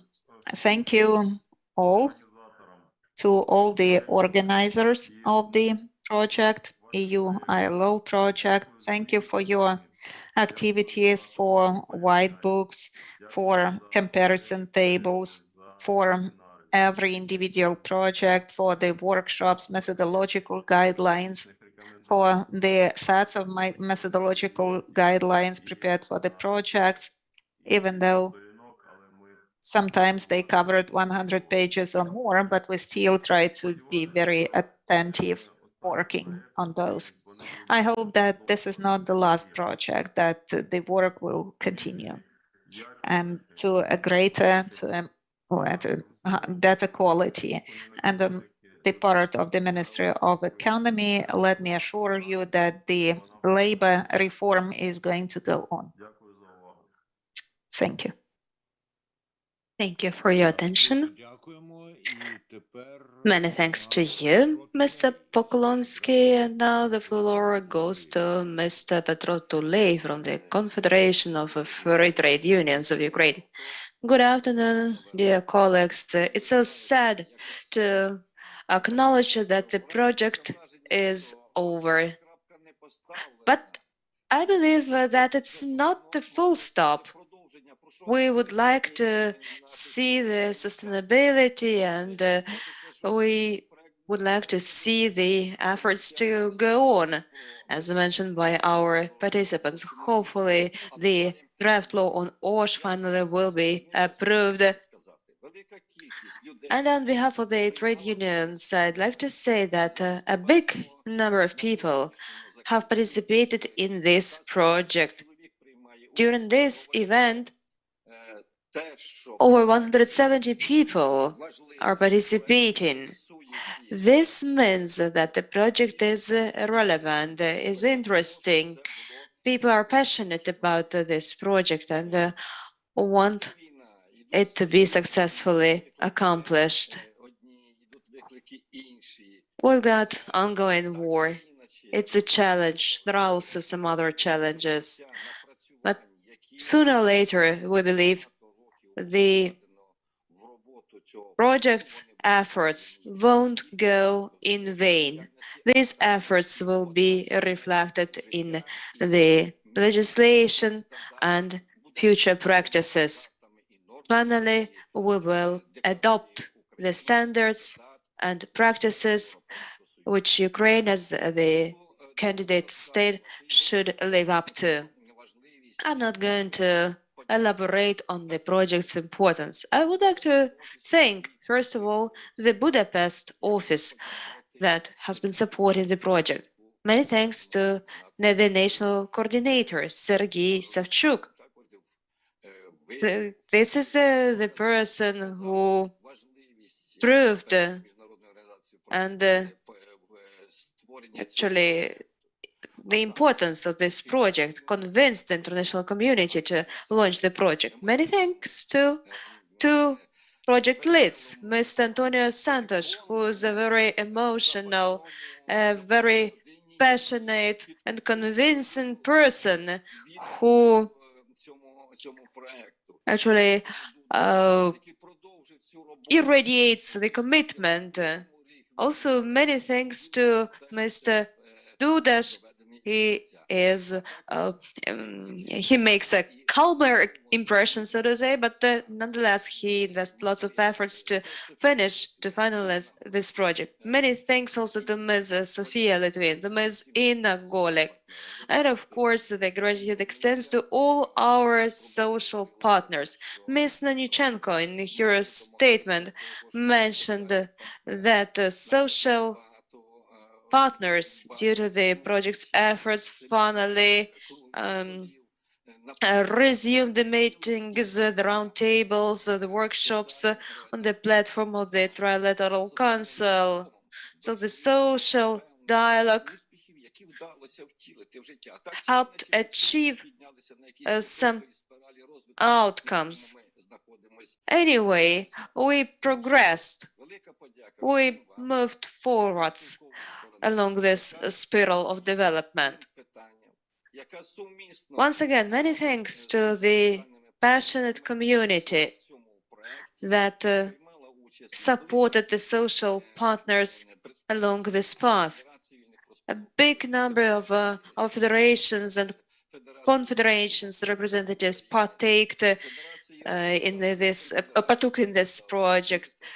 Of course, I have to mention the Minister of Social Policy, the Federation of Employers Organizations, the Ministry of Economy, the Trilateral Social Economic Council. Many thanks to all of you. And I won't say farewell to the project. I will say see you later. I am sure that we will get back to these topics. There will be a new project in Ukraine, and we will perpetuate working in this field. Thank you very much. Thank you, Mr. Tuley. Actually, you inspire us, but your confidence. And now the floor goes to Mr. Hanenko. Thank you very much, Andrei. Let me summarize our today's discussion. I've got a range of ideas during this quite a short time. First,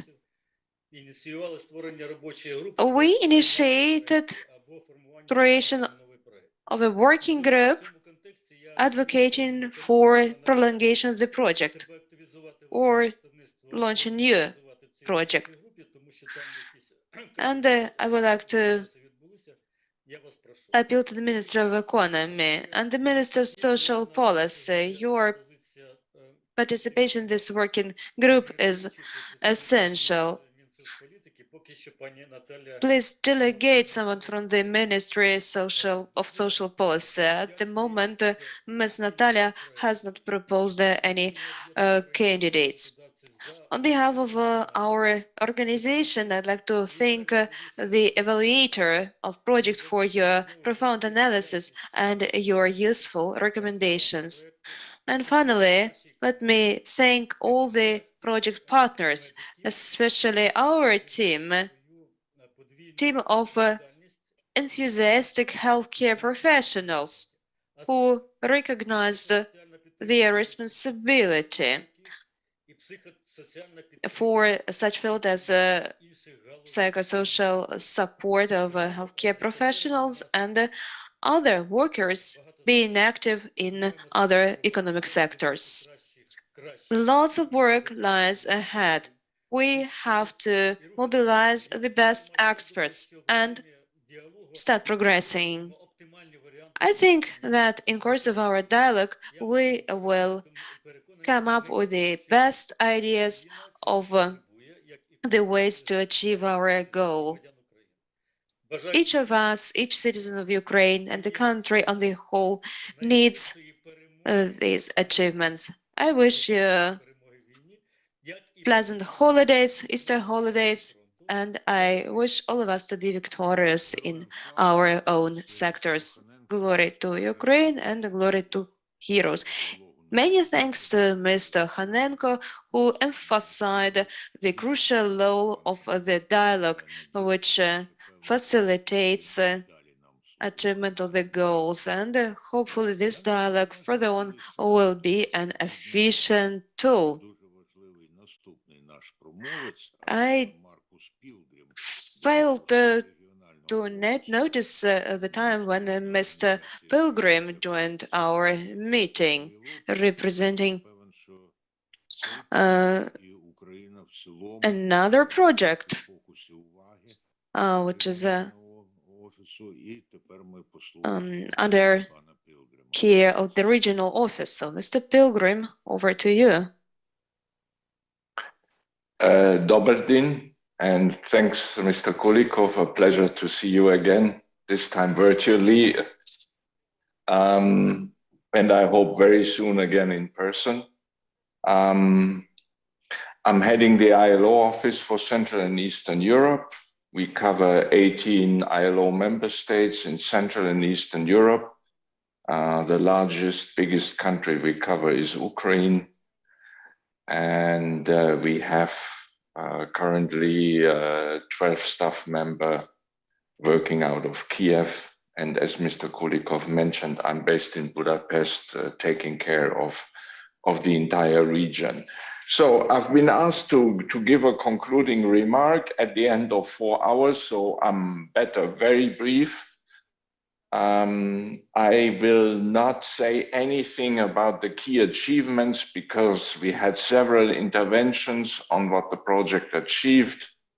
The external evaluator, Thomas Vasseur, also covered this topic to quite some extent.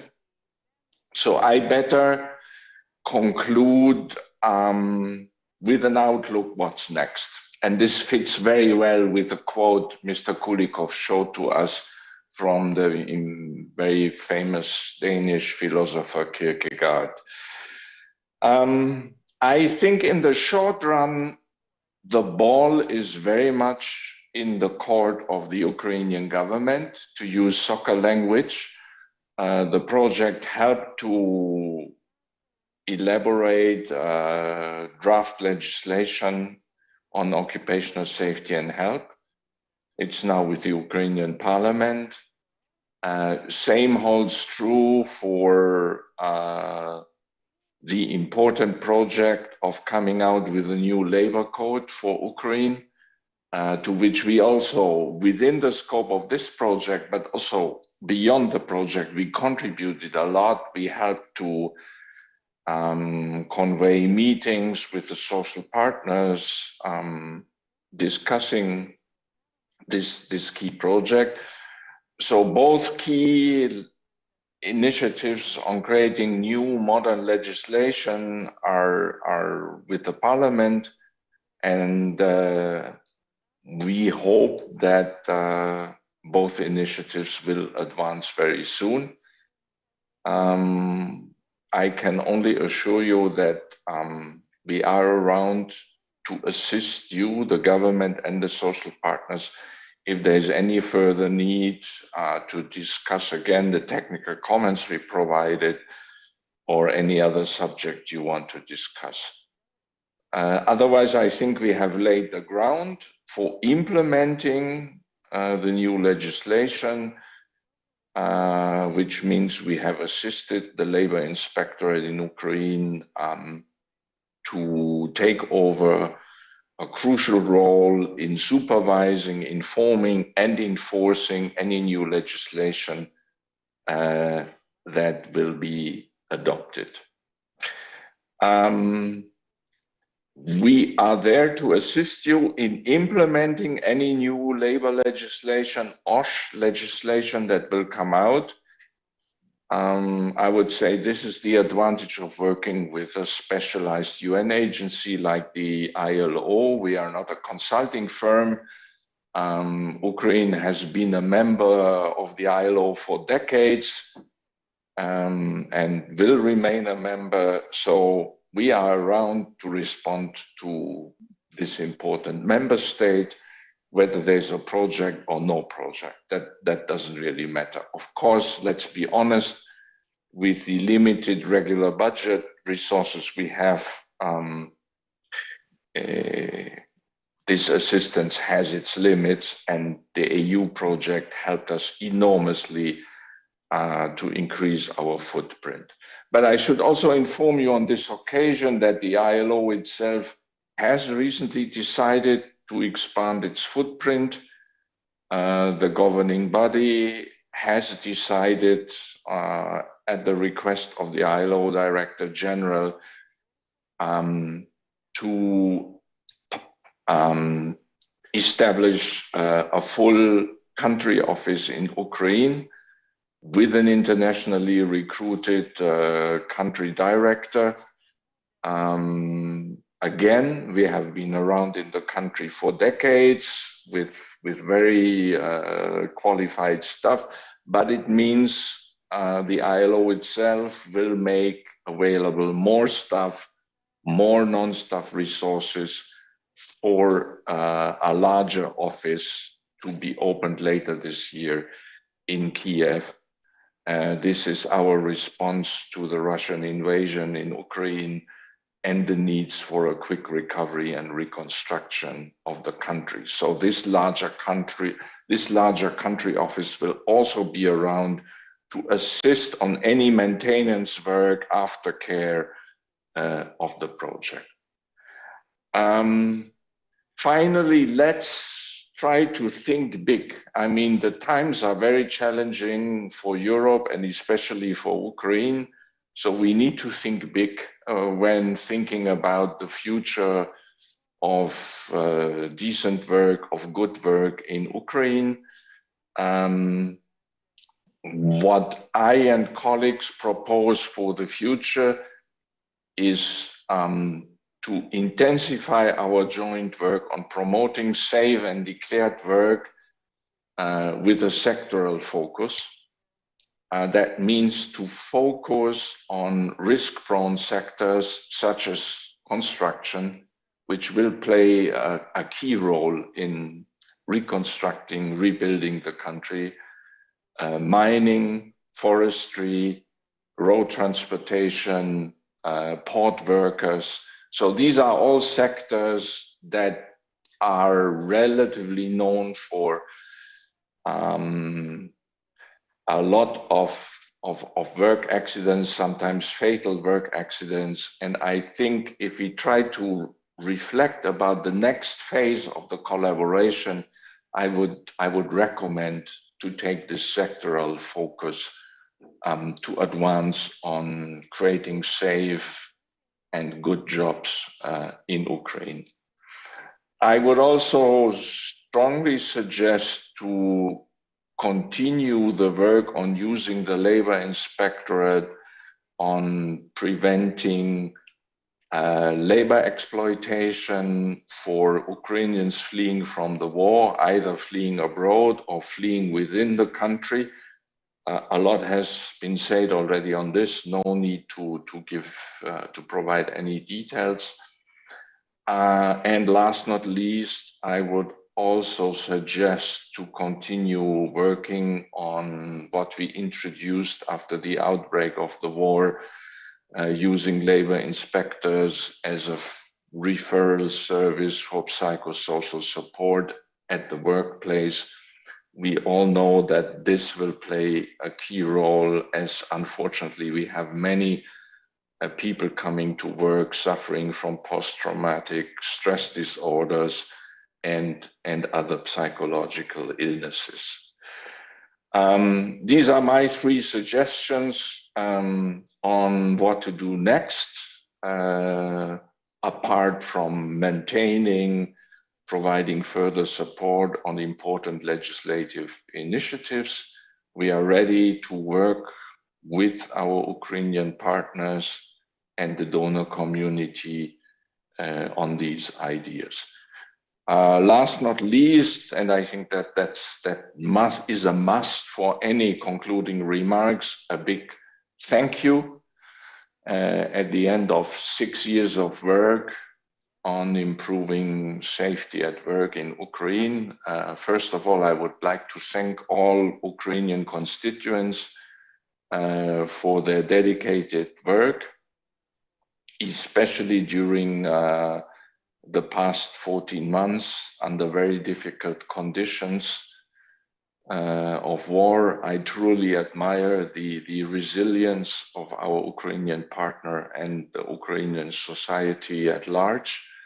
I would also like to thank the European Union as development partner and sponsor, not only for being very flexible when it came to reprogramming the project under conditions of war, but more important, I think it has been a very good alliance and collaboration, because we very much share the same values when it comes to the world of work.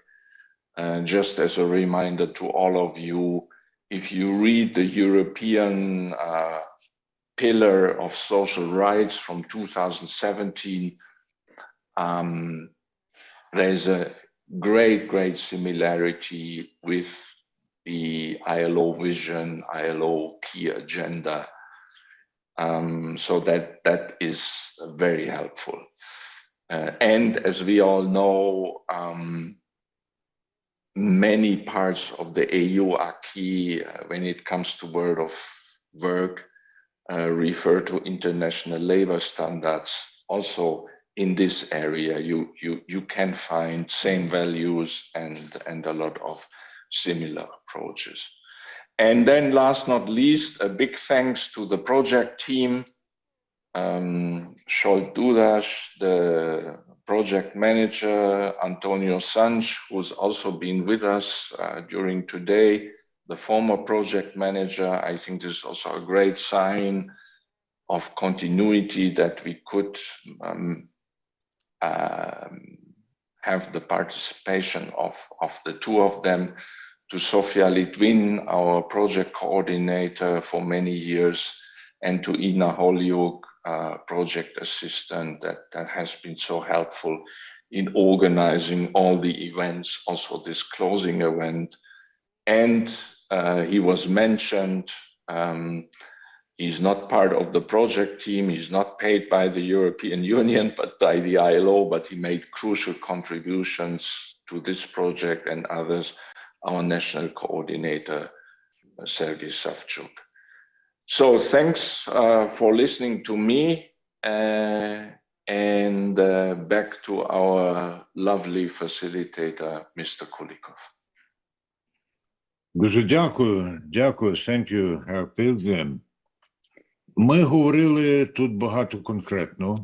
So we've mentioned a lot of specific things, and some things were mentioned figuratively. Mr. Pilgrim mentioned the ball that is on Ukraine's side of the field, and Sergei Semenko describes the European frame in the chat, the frame that requires the canvas, Ukrainian canvas, and paint. And he says that we must create a decent labor environment, and but we have not yet mentioned the genre of this picture, if it's going to be a portrait or a paysage, or maybe a genre picture drawing. We'll see, but it's important that the paint sticks. And speaking about sports competition and this reference, well, of course, if it is a marathon, you rather think about, so this is a long marathon run, it's not a football game. And in this sense, the European Union that funded the project, and by the way, Sofia Litvin writes in the chat that this investment is already generated truth, and Mr. Andreev responds that that's true. So the European Union, this is the party that in this marathon run offer a glass of some beverage that keeps you going. And thank you all. It has been helpful, sometimes even emotional, and that's a proof of very serious attitude. And now I'm going to tell you something that seems to be irrelevant to what has happened today, but actually it is relevant. Recently, I watched Mavka, the Forest Song movie, and there the audience, before they were allowed into the hall, into the cinema hall, they told us all, don't leave after you see the end on the screen, because then there is something else after the end notion. So now it's going to be something interesting and significant, and you will see that on the screen. And I ask you to watch that to the, not to the end, to watch it till the new beginning. And after that, after you see the frame that makes it clear that this is it, that you will see me again, and I will have a request for you. Okay, so now we are going to watch those people who have been mentioned or not, but all of them have contributed to the work and success of the project. And I hope that out of 145 people who are still with us, that at least 100 stay.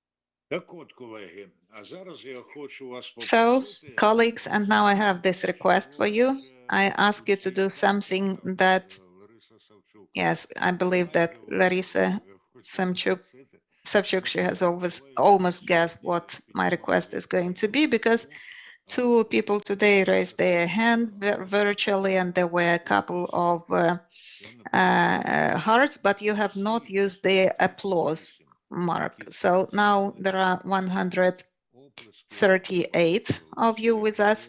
Find, please, this emoji. And I see that some of the people have done that already. And let this be addressed to everyone who has worked with the project and to those who have contributed to the project. And please include the two highly professional simultaneous interpreters, two Annas who helped us today, because all of us deserve that, and them as well. Святослав Ханенко Fund. Ну, в чаті там люди є, так? Колись мій викладач один казав, забігаючи вперед, хочу трохи повернутися назад. Це антитеза, тому гасло, тому тій цитаті, яка у нас As we mentioned, running ahead, I would like to go back a little bit. This is the antithesis to what has been mentioned by Kierkegaard. Ivan Bagriani, under other circumstances, said that we exist, we existed, and we will exist. He spoke about the Ukrainian nation, and I believe that these words can be addressed to you as well, that your work and your collaboration will go on in various forms and formats, and the offers, suggestions, ideas that we have heard, and those innovations that we have discovered we have heard about from Mr. Marcus Pilgrim. They prove that plans and hopes rely not so much, not only on experience, but also on support. So thank you again. Glory to Ukraine, glory to heroes, and merry holidays to you. Hopefully we will have a good time during the holidays. That's it for today, and thank you.